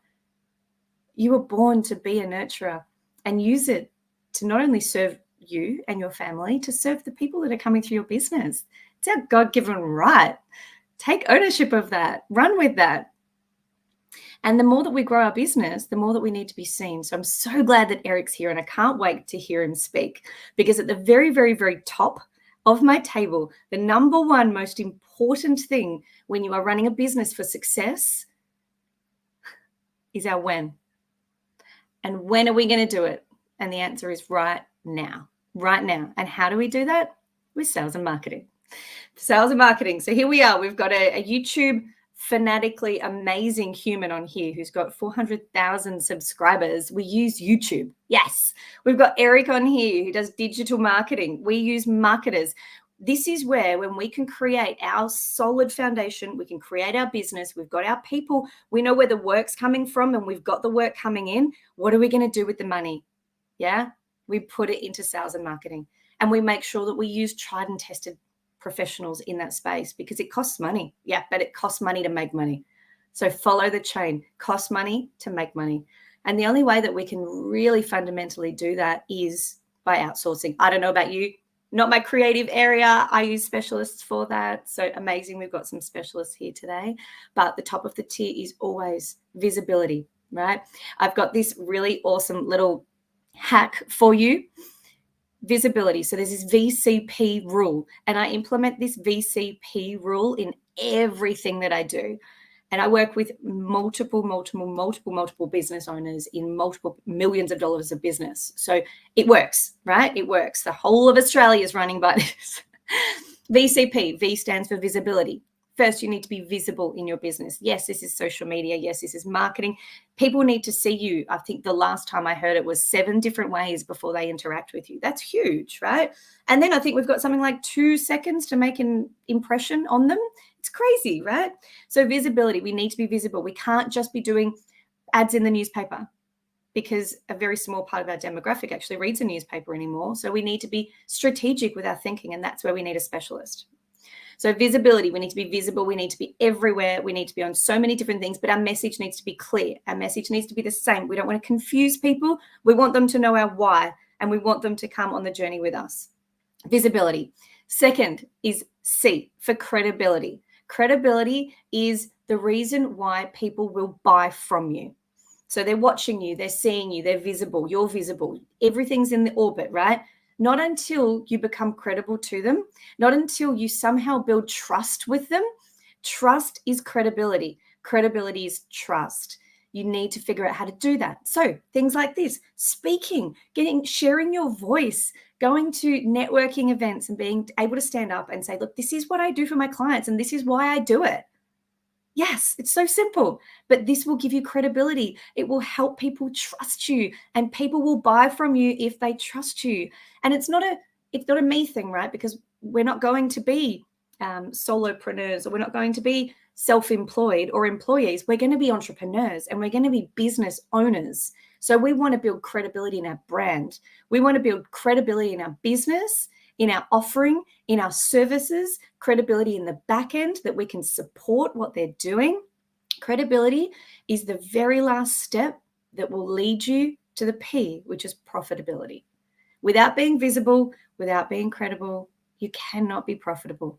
A lot of people skip the middle step and they go, oh, I've just launched a campaign on Facebook. I'm going to be a millionaire overnight. Granted, yes, it's happened every now and again, but not all the time, right? And it's not a foolproof science. You can launch 50 businesses and none of them can go well. But if you put the credibility piece in and you put time and effort into sharing your message, your why do you do things? How am I going to get this done for you? And what exactly am I going to give you in return? Profitability will flow. It's the law of karma, right? We give it out, but if we give it out for the right reasons, it will come back to us. I run a global networking organization called BNI, Business Network International, and we have 5 core values. But the one that I love the most is givers gain. If I give business to you and I refer my clients to you and I entrust in you in your business, then naturally that business will come back to me some way, shape, or form. So I'm going to leave you with one little tip about when we are going to look for business and we are going to look for our referral partners or our ideal clients. Change the mindset. Go into every single meeting with the thought of, how can I help this person? How can I give back to them without a word of a doubt? Because if I'm going to be credible in their eyes, I can't go in there wanting something. Because people who walk into meetings and go, what am I going to get from this? They're going from visible, because they're sitting in front of them. They're definitely visible. They're going straight to profitable. I want something from you, right? They're skipping the middle step, which is the mutual, right? Meetings are mutual. They're for both of us. So if you walk in with, how can I help you? How can I truly help you? How can I introduce you to someone that you want to know? How can I help you with that problem in your business? How can I help a client that's struggling at the moment because I'm a good person and I just want to help? That's how you create long-lasting relationships, and long-lasting relationships will create profitability.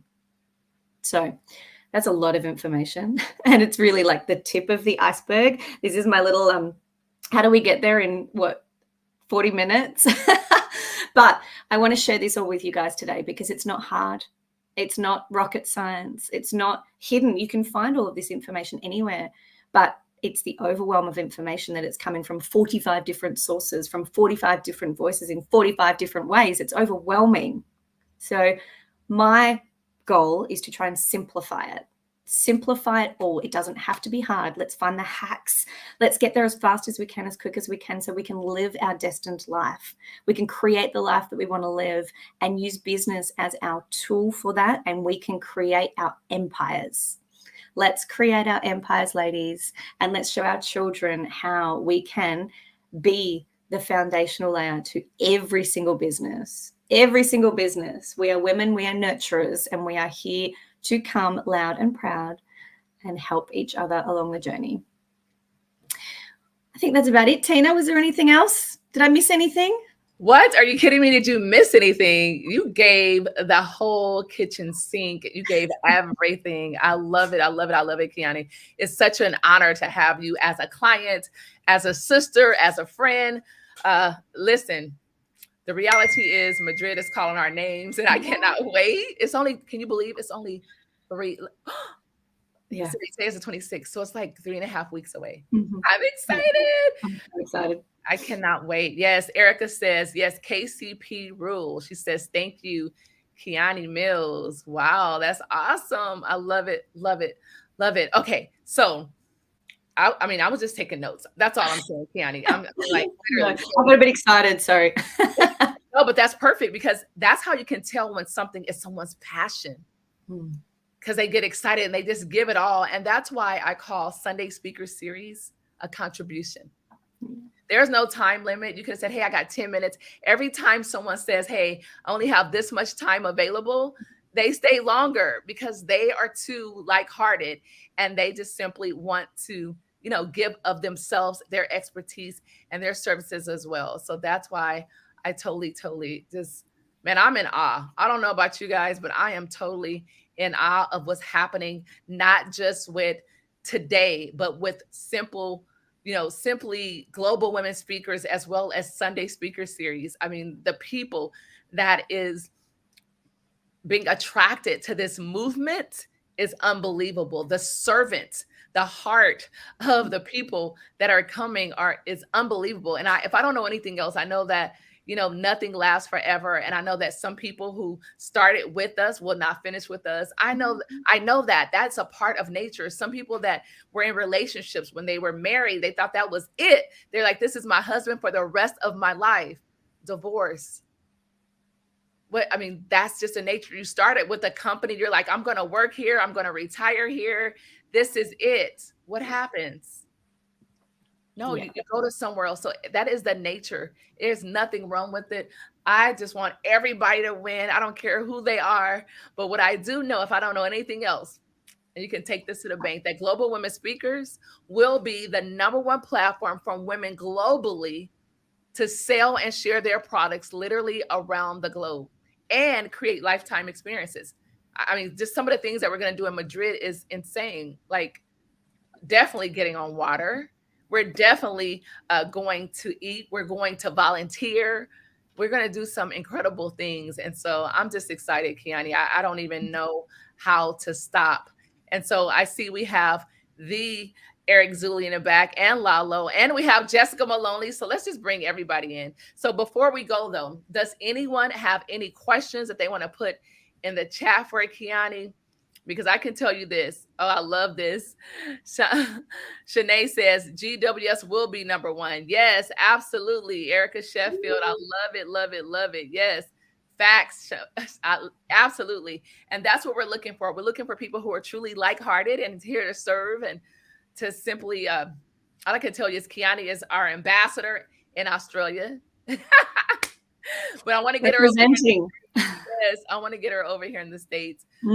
Coming. She has 2 beautiful babies that are, they love them. Well, they're coming with me to Paris in November. I'm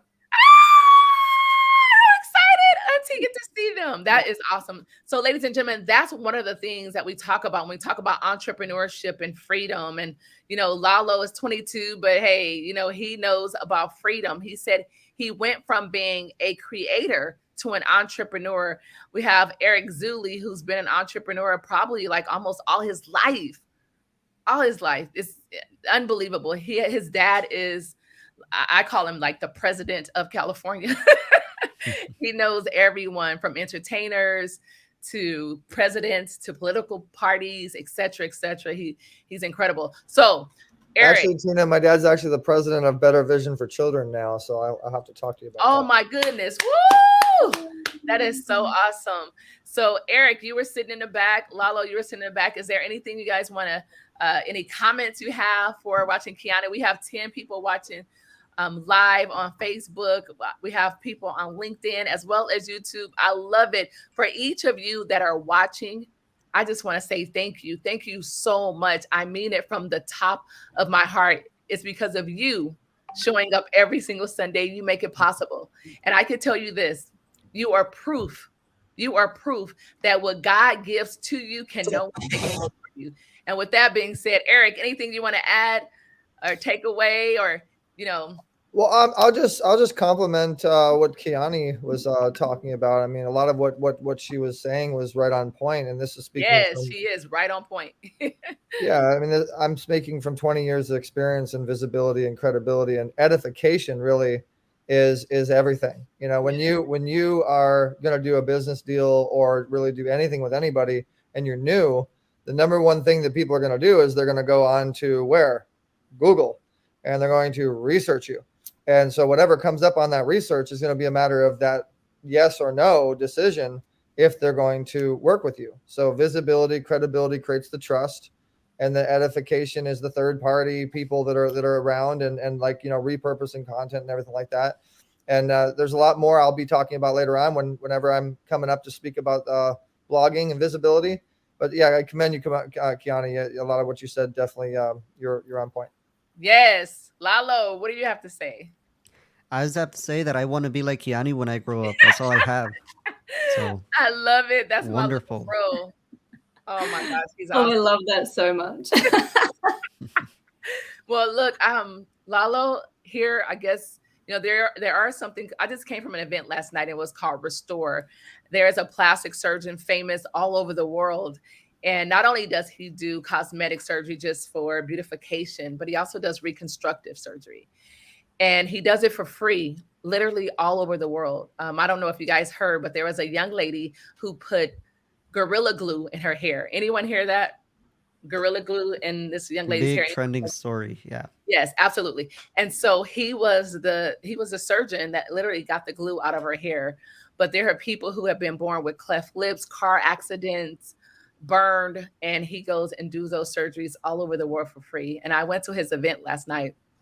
And what brings this up is that I was saying for plastic surgery, because Lalo, you can have Kiani's knowledge, but being Kiani, that may be a different type of surgery. Right? I love it. Thank you all so very much. You've heard from Kiani, you heard from Lalo, and now you're going to hear from the influencer effect. If you want to be an influencer, you got to follow Eric. I'm just saying, you got to follow Eric. So Kiani, thank you so much. Go. I know you're not going to go back to bed, but go take care of the baby. It's too late. You're wide awake. 5 a.m. Yep. I'll have to look after the babes and get ready for a big Monday here. I know. Exactly. You want to tell everyone what's going on Monday? Monday is the day. Monday, we start everything. It's the day for productivity. It's the day for to-do lists, which I love so much. And I kicked that article in the butt too. So hopefully today is a day for some good news. Yes. Oh, yes. I love it. So here's the deal. For most people, they're like, oh, Monday again. Oh, I got to do it all over again. But for entrepreneurs, Monday, we wait. We're like, hey, let's do it. Let's go all day long, right? Let's go. Let's make it happen. There's something that needs to be taking place. Like we don't wait until Monday morning to write out our list to do. It's already done. We already know what we have to do. We've written it and we're going to execute it, right? Most people get ready to get ready. Ladies and gentlemen, there is no getting ready to get ready. Either you're ready or you're not, right? You can't get ready. It's kind of like running a championship. Those athletes, those professional athletes, like the majority of them, they didn't start preparing to practice or to win the championship during the season. They didn't do that. They practiced years before. And so for those of you who are grinding, hustling, whatever word you want to use, operating, attracting, whatever you are doing, and you're not seeing the results yet, it doesn't mean that you've lost. It doesn't mean that you haven't won. It will be your time and it will be your turn, but it will be on your terms. Like that's hot.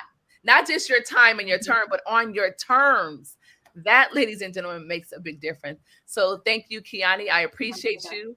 Thank you. All right. We have Eric in the building.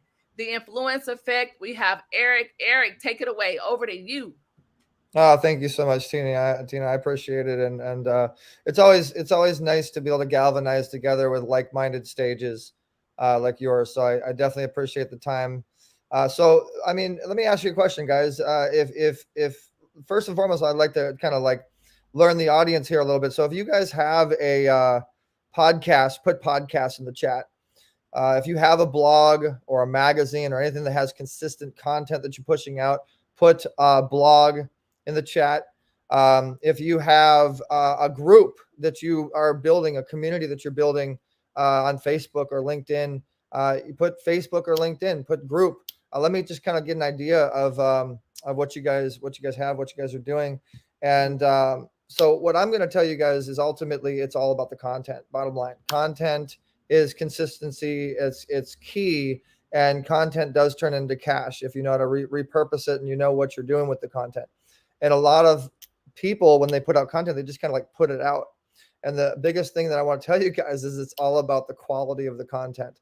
And I'm sure you guys probably know about the systems Fiverr and Upworks. And there's actually a lot of websites out there that give you very cost-effective teams. And how many people in here need help with their team, need a little assistance, need some VAs and things like that? If you haven't used Fiverr, if you haven't used Upworks, if you haven't used some of these platforms, I definitely recommend checking them out. I've been building my team for quite some time now, about 22 years now. And I've been slowly just finding the right people. And when you finally get that right leader, how many people agree that it just kind of like makes sense? It just kind of happens when you find that right team, but not just the team leaders, the managers. And so when you're blogging, when you're doing social media, when you're doing any type of promotion, you have to have that team that creates the quality of your content. And then you have to look at what you're actually going to be putting out. Are you going to be putting out an article on your clients? Are you going to be putting an article on your particular story? Are you going to do a personal blog? Are you do a company blog? You got to basically have a map of what it is that you're wanting to promote, and really, how do you get more audience to your blog or your magazine? And okay, so I see Shanae Group, an up and coming podcast. Okay, awesome. And Glendora, okay, you got a group, and Glendora agrees. Thank you, Glendora. So content is key. So one of the things that I do, I'm gonna give you guys a couple tips. So get your pens out, get your mobile phones out, take your notes. How many of you guys use WhatsApp? Yeah, WhatsApp is an incredible app, and I have been using that to organize and stick with my team, and actually be able to assign responsibilities and all that type of stuff. And so I use WhatsApp, and I also use a CRM system that we custom built to assign to the teams. So the teams actually know what to do, when to do it. The teams need to be held accountable so you can hit things at the right time. So WhatsApp, we create groups, just like you can kind of do this on Facebook as well. But WhatsApp, I think, is better because that's really where you're going to find a lot of the more cost-effective teams that you can work with. And so we do a lot of blogging. And like I said, I agree with Kiani, and I agree with a lot of what I heard. And visibility is everything, credibility is everything. But I would say the AAA effect, not the Auto Club, but the Easy Way Club. Power of affiliation, association, and appreciation. And association, affiliation, and appreciation will also get you numbers. Will get you audience. And so when you put those three together, what does that do? So first and foremost, how do you get traffic? I mean, do you guys want to know how to get some traffic to your stuff? Say yes. Everybody say yes in the chat if you want to know how to get some traffic to your Facebook or your website or your blog or whatever it might be. So affiliation is really one of the best ways to get traffic. The more you affiliate yourself to bigger brands, you become a bigger brand. The more you affiliate yourself to people that have large followings, the more you're going to grow your following. I look at a lot of people's Facebooks, and I say, okay, and I actually choose who I'm going to work with based upon the affiliation that they have. Who do they have? Consistent people that are similar in my group? What type of people do they play with? And so affiliation is really a very important piece that you need to really look at, and you need to make sure that you're focusing on. Association is even more important, because who you are associated with is who you become. Would you guys agree? So for instance, we are associated with American Cancer Society. We're associated with the Make-A-Wish Foundation. I worked with the creator of the Make-A-Wish Foundation for a long time. We're associated with the Oscars. We're associated with the Emmys. We're associated with the Grammys. We're associated with Tina D. Lewis and global women speakers, and on and on and on. There's actually hundreds of brand associations that we have: Roku, Apple, Amazon, Google Play, all this stuff. So when you look at our brand, and you may not have heard of us, but you've heard of Amazon, or you've heard of other particular brands like Roku. So then you look and you associate us with a bigger brand like that, and you go, wow, okay, these guys must be doing something. So power of association. And last but not least, how do you monetize? How do you monetize your blogging? How do you monetize your media? Power of affiliation. Affiliation. And so affiliation is how you make the money. Is how you create your programs, and you make sure you make money with your content. You turn your content into cash. Write that down, guys. Somebody put it in the little screen there under me. Put content into cash. Key, right? Affiliation. So how many of you guys have an affiliate program of some sort? How many of you guys actually have some sort of system where you are paying people out money when they are able to bring you leads or they're able to bring you sales in some way, some sort of system that tracks people that you have brought into your community. In a sense, you're kind of turning them into salespeople for a small commission. Okay, so Glendora says yes. Erica Jones says yes. Shane says yes.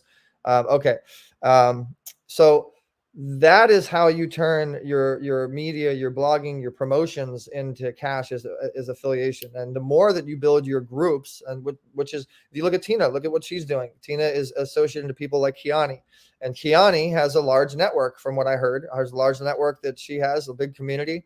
So it's the power of the C's, really: community, content, cash, consistency. Remember all these things, Consistency is key. How many of you guys actually have a team that keeps you consistent every day? I doubt anybody in here does an everyday blogging or posting thing. How many people do a week or a month?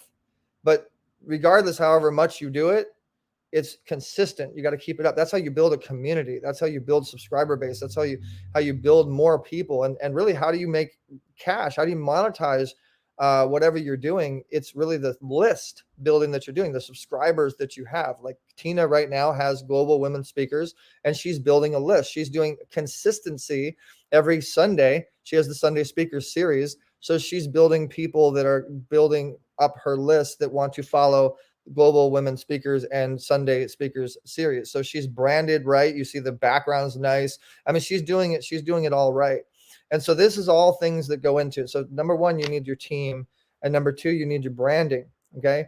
And so this all is going to go into what I'm talking about with blogging too. This all kind of like comes together on why and how your blogging, gets results. But when you are working with your team and your branding, you have to really make sure your branding. How many of you guys think that your branding is like 100% right? Or how many of you guys think like, oh, I can revamp my brand a little bit. I can do something else. And when you do branding, when you do your logo, when you do your identity, you need to make sure that you actually are using the right colors. Okay. When you're using the right colors mean certain thing. Like blue is a trust color. Red's a power color. Green makes you think of money. I mean, there's a lot of different colors that actually subconsciously makes people want to buy. I don't know if you guys knew that. And so blogging is all about the content. And so the content, typically a blog is you have your video, and I don't know if you guys know this, but most people don't like to read. I don't know about you guys, but when I go to a website or I go to a funnel or a landing page or wherever, I'm specifically going to look for a video. That's the first thing that I look for. So the video should always be first on your blog. And then under the video, you have some sort of action item, some sort of link that captures their information, because that's where their eyeballs go. You always put some sort of way to capture their information. Remember this. There's another C, right? Capture. So you got to get their list, their name, phone number, and email, so you're able to follow up with them later. And then usually you want to put them in. Your blogging actually has to link to a funnel. And then your funnel is your drip campaign. Your funnel is the follow-up. Your funnel is going to follow up with everybody via the email or text message, and sometimes even a phone number. We actually have a whole software that automates everything for you, and it's amazing. Like we have an actual social network, and you can actually create an account on the social network, and then you create a profile, and then the way your profile looks, you draw in people. But we actually have a plugin that we designed to where it will automatically go into our CRM. Hey, there's another C. Our CRM, and then we have their names, phone numbers, and emails, and then we can follow up with that list afterwards. And so the video is first, then you have the capture, right? Then what do you guys think is next after you do the blogging? So let's see if anybody can guess this. What would be next when you're doing blogging? You got your video, you got your capture. What do you think would be the next thing that you'd put under that? Anybody? Let me see. Okay, so content into cash. Okay, Eric Jones likes that. The power of seeds. I don't know which Facebook user. I can revamp for sure. Okay, Shanae. Yeah, and I love doing social media makeovers. I love doing branding makeovers. I live for watching the before and the after, and we've done this with like a lot of our clients. And the amount of attraction that you get when you rebrand correctly is unbelievable. We got some diamonds from Shanae. Thank you. Okay. I need the right colors. Okay. So, and also too, guys, here's a big tip for you. You can actually go on Google. There's this tool called Google, and it pretty much will answer any of your questions. So you can actually Google everything that I'm saying, and you can find, there's actually charts. There's actually like circles, and there's actually square charts that will literally tell you the colors of what to use when you are branding your brand to have subconscious traction. How many of you guys know what NLP is? Neuro linguistics programming, anybody? All of these things go into branding. All of these things go into blogging. All of these things go into social media to gain more audience, to gain more value. So NLP is neuro linguistics program. It's hitting their subconscious, and almost, if you're really good at it, you can almost guarantee a yes in sales. Okay. All right. So anybody, I'm still waiting for anybody to know the you got the video, you got the capture. What would be the next? Anybody? Okay. The article, right? The article, the meat and potatoes, the main point of what the blog is about. Now, here's where the magic comes in, guys. This is the article that you write on a blog has to be keyword capable. Okay. Write that down. Keyword capable. It has to be, attached to trending topics and things that have traffic. Like, okay, I'm gonna give you guys for instance. One of our clients is a podcast on our network, and they're called Sports and Tacos, and it's a sports show. So we're going after the sports audience that would enjoy to interact with the topics of conversation in the podcast. And so that sports show really, it has a couple different incentives and different things. But ultimately, that sports show has guests, right?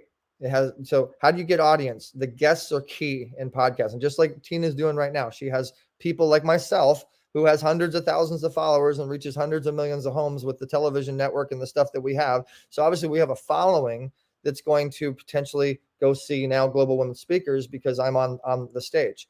Same thing with Kiana. She has her network. She has her business, and you would, when you make your blog, you want to look at the first and foremost your target market. What are the audience that you want to mainly hit? Okay.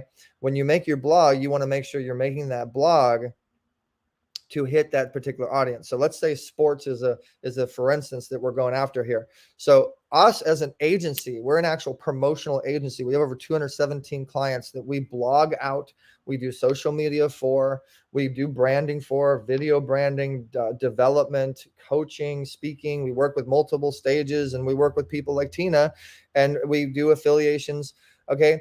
The blogging, the article, it's key that you put the right keywords in that article. So when you make the article, guys, I'm giving you some games. So if you guys are liking this, put Eric in the chat or something like that. If I'm giving you guys some good information, if you're retaining, if you're adopting some good knowledge, I'm done now, Tina. I'm sorry. No. It's not that. It's just that, you're teaching class, and so you talk really fast, right? And I'm getting text messages like, "What did he say?" And this is what we're gonna do, Eric, because, like I said, you are an educator. That's what happened when you're genius, right? You give so much information. They're like, I can't keep up. So what I would love to do is I want to bring you back so you can literally like talk to our collective, talk to our group. I want you to be there when we do social media.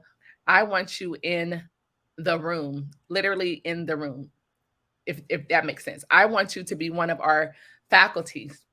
I want you to teach what you know, because I know what you know, right? I know what you know. I've watched you for many years. I've spoken on your stages. I've been in places that I probably couldn't go myself, right?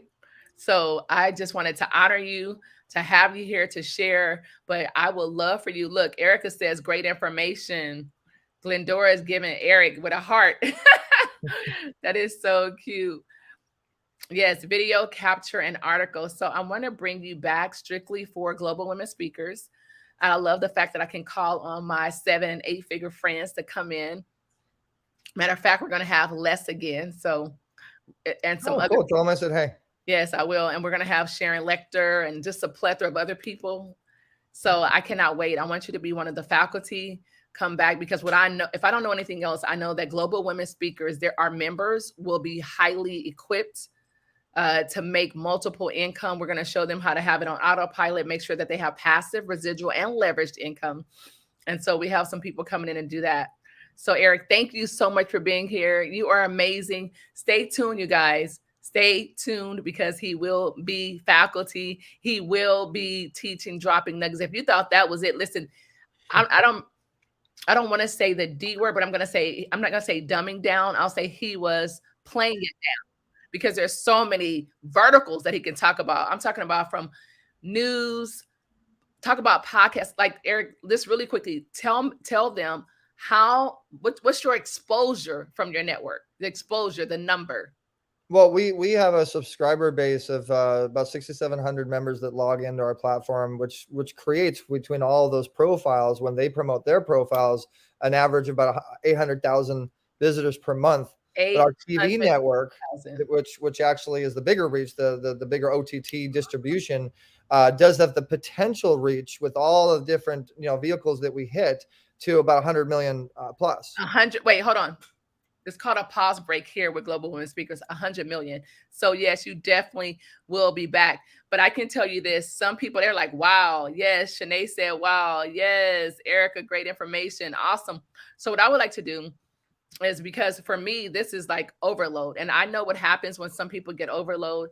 It's too much for their mind. And so I would like to bring Jessica Maloney to talk about mental health, because that's great. We can talk about systems. We can talk about processes and procedures. We can talk about all of those things, but it does not matter if our mental health is not right.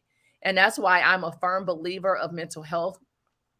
I'm so grateful to God for giving me the mental fortitude to get through the things that I've gotten through. But I know there are some people that's not as strong as I am. And the things that I succumbed to, I wasn't as strong as I thought I was. And there are some people that are stronger. We all have, a threshold, if you will, of how strong we can be. And there's always something that makes us weak. There are some things that we're not innately capable of having or doing. And so I want to bring to the forefront none other than my friend, the amazing, like, she is totally trained. She's not talking about what she heard or what she read. She is trained. And I want to bring to the forefront none other than Jessica Maloney. I'm going to say bye, Tina. And I agree with you. The way in which you think will determine your outcome. You guys have a good one. And follow me on LinkedIn. All right. Bye, yes, guys. Thanks, Eric. He's amazing. Yes. He's so incredible. I can tell you cannot take him for granted. He's unbelievable. So yes, let's talk about mental health, because that was like overwhelming. And I don't know if anyone else, but all the things that we've heard or talked about from noon up until now, it's been 2 hours of information.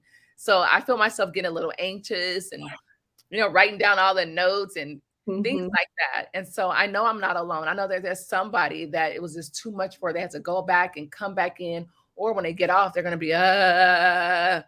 So much information and they don't know where to start, what to execute. So Erica, Jessica, I just want you to really talk about mental health, talk about that self-love that you share. You're a self-love coach. And before you talk about that, I want you to share your story, because most people that look at you is like, oh, she's so gorgeous.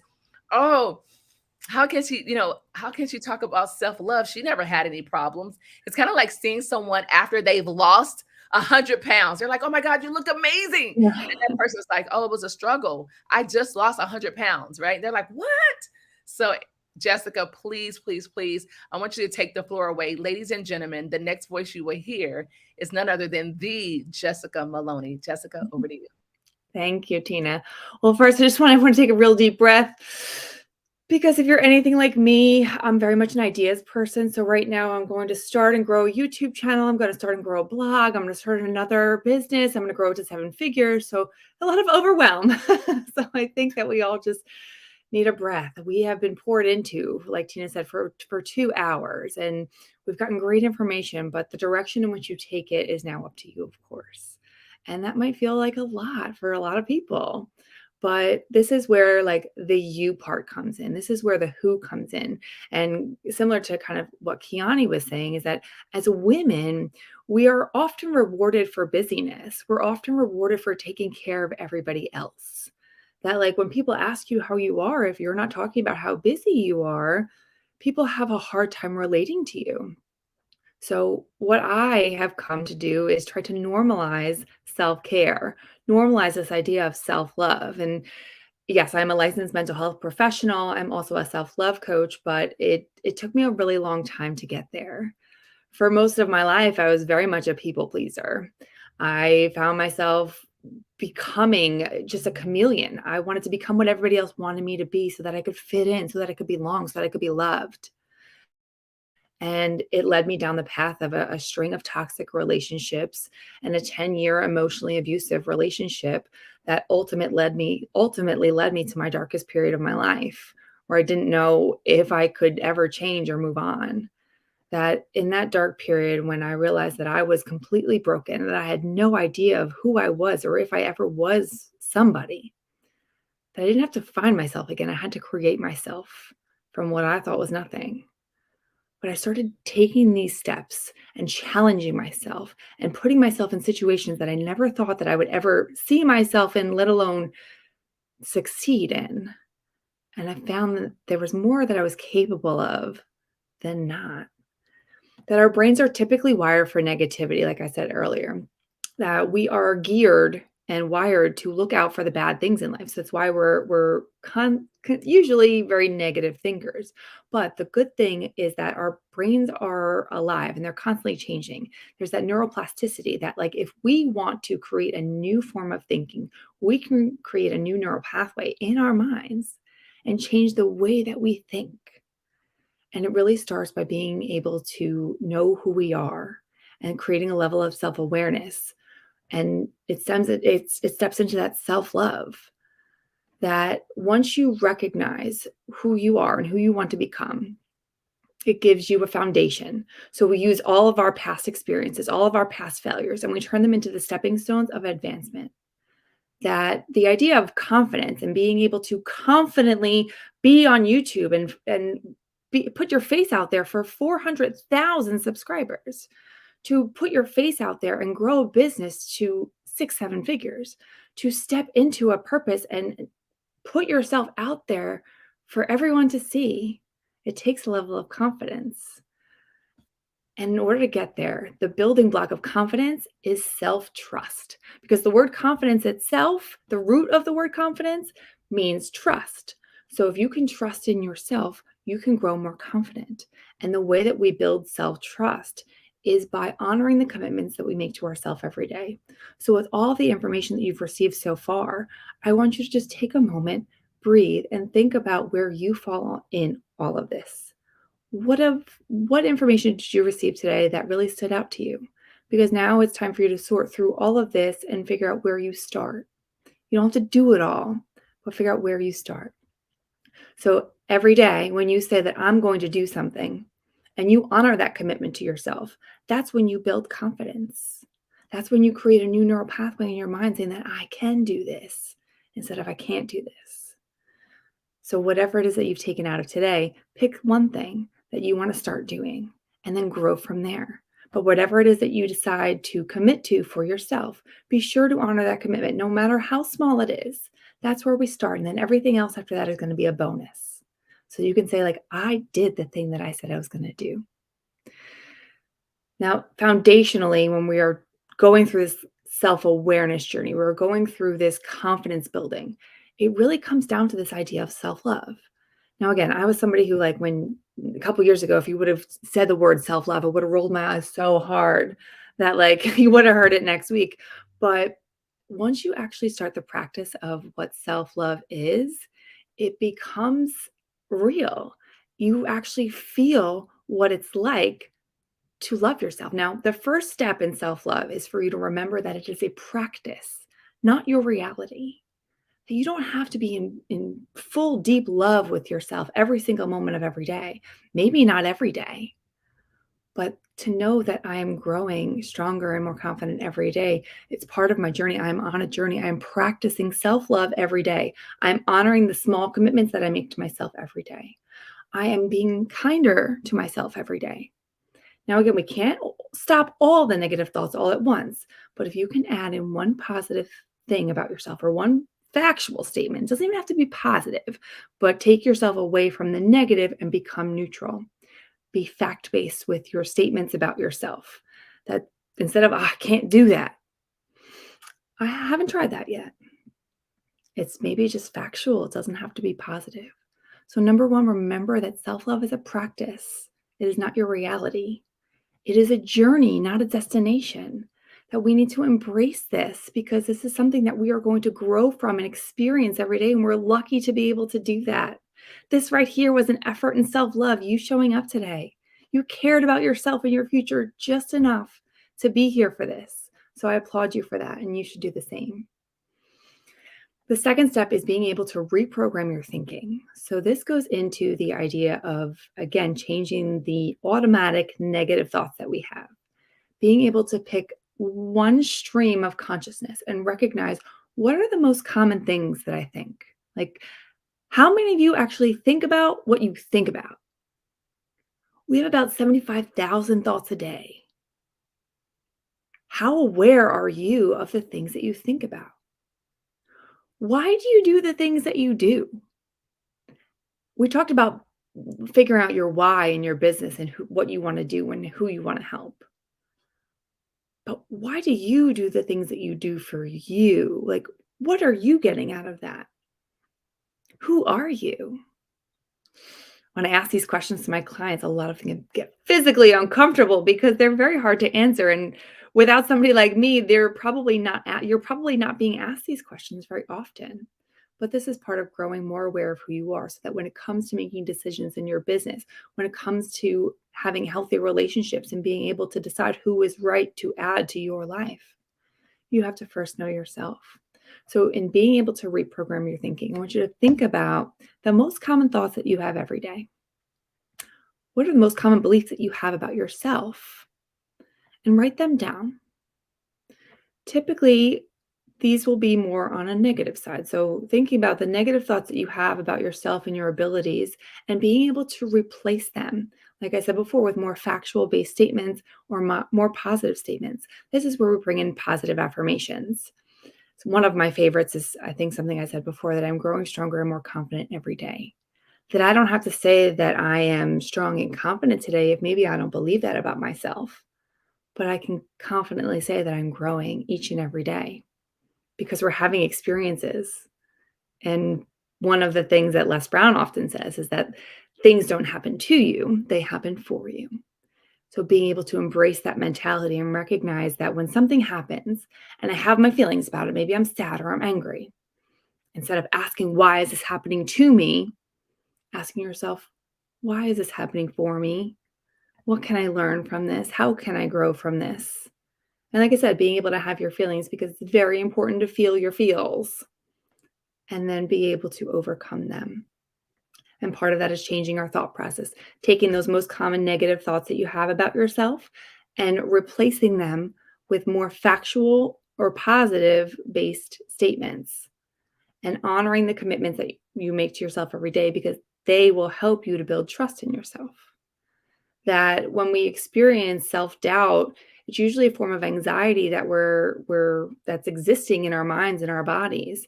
And being able to calm yourself and engage in self-care is also a really, really valuable thing for you to be able to do for yourself. Because again, women are often rewarded for taking care of everybody else and for being busy. That if we're not engaging in self-care, we're not engaging in mental reflection, then we're potentially setting ourselves up for failure and potentially teetering on a level of burnout because you're working so hard in your business, or you're taking care of the kids and you're taking care of your household and all the other people in your life, and you're forgetting about yourself. And where does that lead us to? Probably a lot of frustration. So being able to prioritize yourself. Allow yourself to be a priority. I remember there was a group that I did with Tina a while ago, and one of our challenges was to come up with some affirmations. And I remember hers to this day because it was so powerful. And that was it. I'm an effing priority.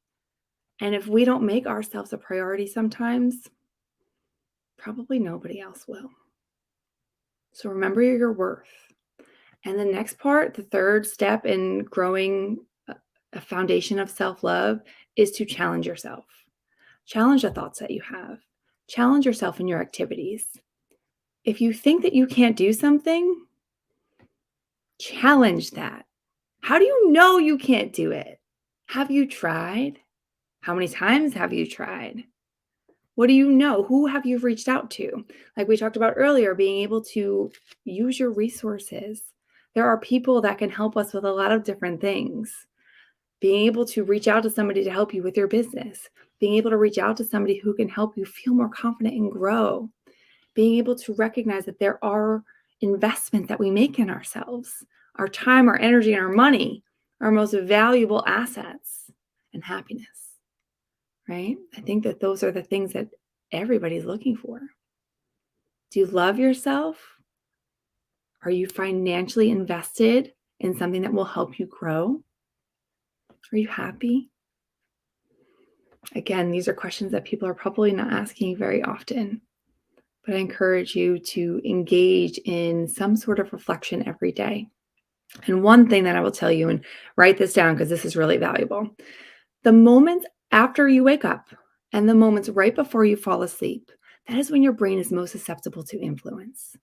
Those are the best times in your day to be pouring into yourself with these positive affirmations, with intention setting, because in the moments after you wake up, you are setting the tone for your entire day. And if you're anything like me, I have 2 toddlers running around here by myself, and they're running in my room at 6 a.m. saying, "Mom, I'm hungry. Get up."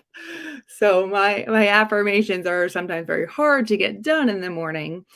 But if you can, try your best to use that time to your advantage and set the tone for your day so that you can go about your day with high intentions for yourself, with positive thoughts that are gearing you up to look out for the good things that you can now bring into your day. And the moments right before you fall asleep, again, you're setting the tone for your whole sleep. Hopefully it's 8 hours for me, a little bit less. But set the tone for it. Oftentimes, I find that a lot of my clients are running through their heads with all the to-dos that didn't get done or all the worries that they have and a lot of anxiety that tends to just kind of rise up in the moments before we're falling asleep, which makes obviously falling asleep a little bit harder. But if you can challenge yourself and program your thinking and be intentional with yourself to create a thought process and a new neural pathway that you want to have that will help you be more productive in your life, this is a great moment to do it because now you've set your mind to look out for and to start thinking about things while you're sleeping. Think about how you can wake up feeling a little bit more intentional and productive for your day ahead. So that was a very valuable piece of information that I recently learned. And I think that if we can be intentional with the moments in the beginning of our day and the moments at the end, we're at least creating a cycle. And this takes moments, it takes minutes. I know we are busy women. We have a lot going on. But just remember that you are a friggin' priority. And if you don't take care of yourself, there's going to be very few people encouraging that. So I want to give you permission to take care of yourself, permission to love yourself flawlessly and completely because you deserve it and you're worth it. So there's 2 more parts of my self-love journey here. And I want to be able to give you all of that. And the next one is boundaries. And there's so much to go into boundaries. And I know that we've already been here for 2 hours. So I'd love to follow up with all of you at a later time and go into boundary setting and how that can be valuable in our personal relationships as well as in our business lives. And then go into being able to grow from all of our experiences and how we can turn those past failures into our stepping stones of advancement so that we don't have to be held back by our past, but we can use it to launch us forward. Oh, you're on mute. Hey, I can repeat it. I was saying, woo, woo.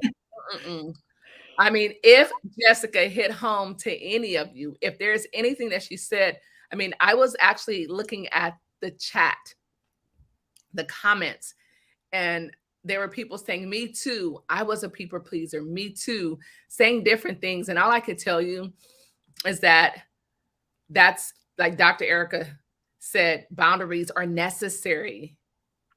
Boundaries are necessary. She even said, Shanae said self-care, self-love is essential. And she's a psychology major. And so the chats were just going mental health. They were going on like fire. And for those of you who are participating, thank you. Thank you for being here. Thank you for making Sunday Speaker Series exactly what it is, explosive every single Sunday here, same time, 3 p.m. Pacific, 3 p.m. Eastern, 2 p.m. Central, and 12 noon Pacific. It is an absolute honor to bring this to you. And my promise to you is that I will make sure that the people that come to share, to contribute, that one, they've already done the work. Number two, that it's proven results, that they have that. Number three, that they love people. Number four, that they're simply here to contribute to Global Women Speakers and our growth and our longevity. And not only that, that they're simply giving us the best tips, tools, techniques, blueprints that they possibly have, because we want their secrets. We want their top hacks. So Jessica, as I mentioned before from the beginning, that it doesn't matter. It does not matter at all. None of the things that we talked about, if we do not take care of in my humble opinion, it's the fertilizer. If your mental health is right, then you can grow all of those things. But if your mental health is not correct, if it's not right, if it's off, if you're off, if you're not handling those issues that you have, those things that make everything hard to do, if you're not talking to yourself, yes, I did say talking to yourself. They used to teach us that people who talk to themselves were crazy. I beg to differ. You have to talk yourself through things. There is nothing wrong with saying, self, what do you think about? And then answering, have a conversation with yourself. I believe that that's a part of self-love. Sometimes I'm like, Tina, would you do that? Or would you be happy with that? How would you feel if I give myself scenarios? And I always say that I can handle the worst scenario. In building a platform, you're going to have people that don't agree with the things that you're building. You're going to have people that will rip off and duplicate. You will have people that come to kill, steal, and destroy. You're going to have all of those things happen. But you're also going to have people who are totally enthralled and aligned with their vision, who truly want to build something bigger than themselves. And they truly just want to help you. You're going to have that as well. And so make sure your mental health is not up to par, because all of our mental health statuses are different. There's no such thing as I got an A in mental health. Well, right, today I get a B in mental health. No, it's not like that. It's customized. When it's mental health, there is no such thing as one size fits all. What works for me, it's definitely not going to work for a lot of people. I know that for a fact. What works for Jessica, how do you wind down in the evening if you have a technique? So there's a couple different things that I do, because I think that's really valuable to have different ways that you engage in self-care, because we reap different rewards from different activities.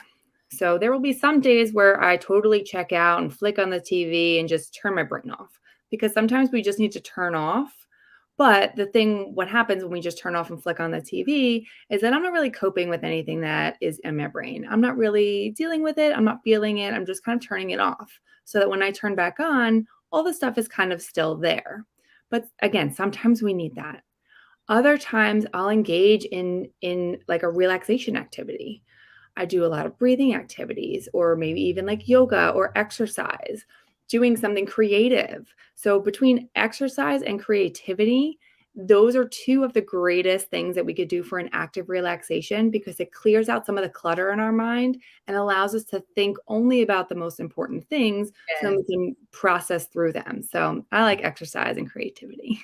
Yes, I love that. And so she shared her techniques of relaxation. And for myself, mine are different. For me to relax, you know what I do, you guys? I literally put some eucalyptus. I put some peppermint or lavender or something called peace inside my diffuser, put it on high so I can, diffuse the room with eucalyptus and the things that make you feel relaxed. And I put on classical music for studying, or I listen to Theta ocean waves. I love ocean waves. I'm a self-proclaimed mermaid. And so that's what I do to relax. And I'll read a book, or I'll do like Jess. I'll say, you know what, Jess, I want to watch a movie. And I will literally turn my phone off. I will literally just relax and be in the moment. Because what I also found is I used to call myself, I'm relaxing. But you know what? I wasn't relaxing. I had the TV on or the computer. I'm on my phone. I was not in the moment. So I was really not enjoying anything because I was trying to do everything. That's a key thing. Key thing, Miss Tina. Being in the moment. If you're going to watch a movie, put the phone down, close the computer, be in the moment. Mindfulness is also a practice. It's something that we feel like we should just be able to do, but we're not wired for it. So that is a great point. Wow, thank you for that. Yes, and it took a while to learn because, we are taught to multitask. We're taught that we can do it all. You can do it all, but just not at the same time. Just not all the time. Right. And so Jessica is definitely going to come into Global Women Speakers. She's going to talk about boundaries because that was one of the ones that we didn't want to rush past. We know that everyone needs it. We all need to set boundaries. I know for myself, I have clients that have my personal cell phone number and they'll just text me out of the blue in the middle of the night, just anytime, no boundaries. But that's okay because I said it that way and I have no problem with it. I love it. I want to be able to be right there. I want to be touchable. I want to be reachable. But there are some people that are like, some coaches, some clients, some business strategists, some business owners, some entrepreneurs that say, you know what, my hours are 8 to 5, my hours are 12 to 4, and that's it. Me, I'm like, my hours are open 24. We're global. Let's go. So. Yes. Well, as long as you can have your moments to yourself and everyone can understand that if I don't get back to you right away, I will get back to you at my earliest convenience. And that's the boundary. Yes, absolutely. So Erica, thank you. I mean, Erica, she's putting stuff in the chat. That's Erica's one of the clients that texts me randomly at 2:00 in the morning. Yeah, Erica, I'm talking about you, Dr. Erica Sheffield. And so I wanted to say thank you, Jessica, so very much because I know you have 2 beautiful little babies and you could be doing anything right now with your kids. This is your Sunday, right? As a mom, you get a couple of free days. And this is like one of them. Look, she said boundaries are, Shanae said that, and Erica said laugh out loud. Thank you, ladies, for participating. Matter of fact, I want to give out, hold on one second, you guys, I'll be right back.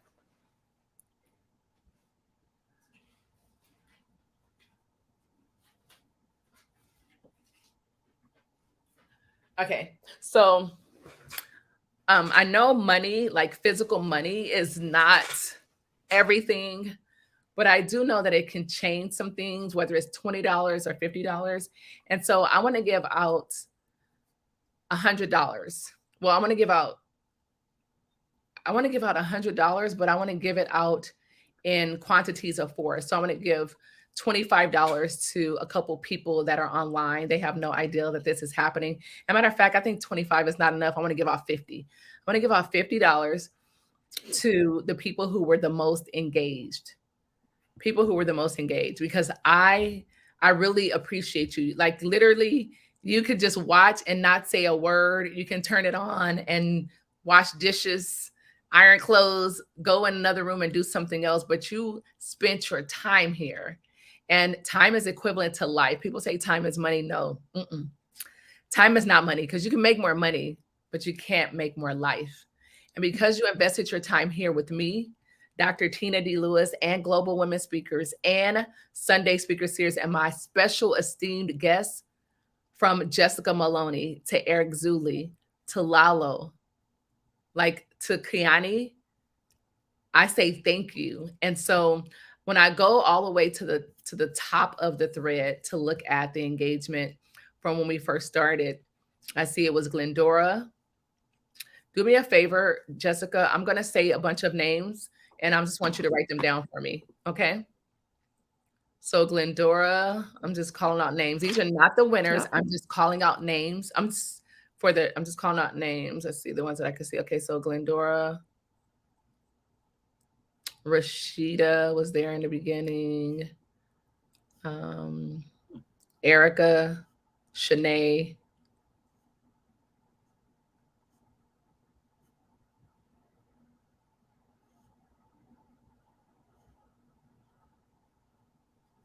All right, I'm going all the way down to the end. Can I get a drum roll, please? Do the drums, Jess.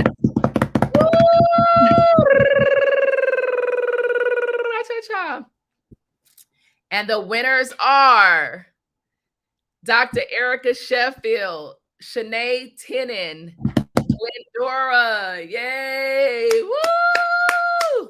There we go. We have 3 winners for $50. So if you heard your name, Glendora, put the names in the chat for me, Jess. We need Dr. Erica Sheffield, Shanae Tenen, and Glendora Divine. You guys, simply I honor loyalty. For me, that's the most important thing to me is loyalty. It just is. It will always be. In my humble opinion, I was told by one of my billionaire mentors that loyalty pays. And he did things just like this. But of course, it wasn't 50. It was like 500. One time it was $5,000. And so I want to bless you with $50. It can be something maybe for you guys to go to dinner, gas money, pay a cell phone bill. I don't know, but I'm just wanting to give something. And it's just a small token of my appreciation. I was looking around the room like, what do I have? If it was something else, I would have to mail it. This is something I could just go to my Zelle or my Cash App. And I also I have partnered with a company that does digital gift cards. So I'm super excited about that because I love gifts and I love giving gifts more than anything. And so with that being said, we have Shanae Tenen, we have Glendora Divine, and we also have Erica Sheffield. We have 3 winners. Thank each of you for being here. Not just those 3, but each and every one of you. I know that you can't be here for 3 hours. I get it. We had one for 14 hours and people were there for 14 hours. Unbelievable. And so this is a movement. And for those of you who are part of, I'm telling you, to stay close to the fire because big things are happening. Big things are happening. And you want to stay tuned to Global Women Speakers and our Sunday Speaker Series. My name is Dr. Tina D. Lewis. I am blown away about what's happening with this momentum. Jessica, I thank you for being here. I can't wait to see you in a group because I want to know about boundaries. Like I have none. I mean, we'll go over it, don't worry. I really don't think like, I think because of my personality and who I am, people know like they could only go so far. So I don't need to set them. I think I don't like I set them. Huh? Well, you're right. So that's why we need you inside of the group. So I cannot wait. Jessica, thank you for being here. I appreciate you. And matter of fact, go ahead and give your information to follow you on Instagram or LinkedIn or YouTube or Facebook.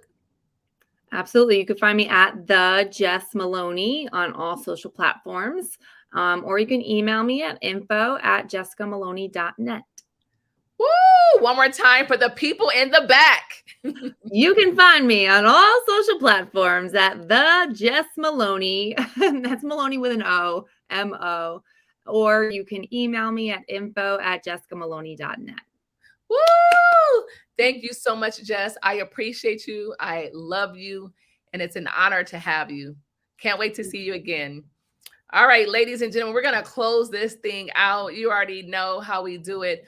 My name is Dr. Tina D. Lewis, and I am stoked, still stoked. I was stoked when we started, and I am still stoked because the people that came today, the people that came to deliver, to contribute their success tips, but most importantly, their failures or what didn't work. And so I want to share 3 things with you, and then we're going to close this things out. My computer is actually dying as we speak, but I can tell you this, globalwomenspeakers.com. Go to globalwomenspeakers.com. If you would like to sponsor an episode, if you would like to be a featured speaker and you have a mastery or you're an expert in a field, we are here for it. Because what I would like to do is I would like for those people to come into Global Women Speakers, into our community, and pour into each and every member. I want them to leave better than they were when they came.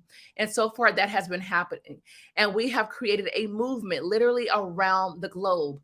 The 4 pillars of Global Women Speakers is culture, community, communication, and collaboration. If you would like to collaborate with us or each other, go right ahead. I'm all for it. I love collaboration. What I do know is girls compete, but women collaborate. And with that being said, I want to say thank you for being here. Go to globalwomenspeakers.com, complete the intake form if you would love to speak on our Sunday Speaker Series. Not only that, I also would love for you to do 3 things. Number 1 is I would love for you to offer your services to someone that needs it the most, complimentary. The second thing I would love for you to do is volunteer in your community. Volunteer, be a difference maker, be a change agent, volunteer to your favorite cause or somewhere where your services, your monies, or just your time is needed.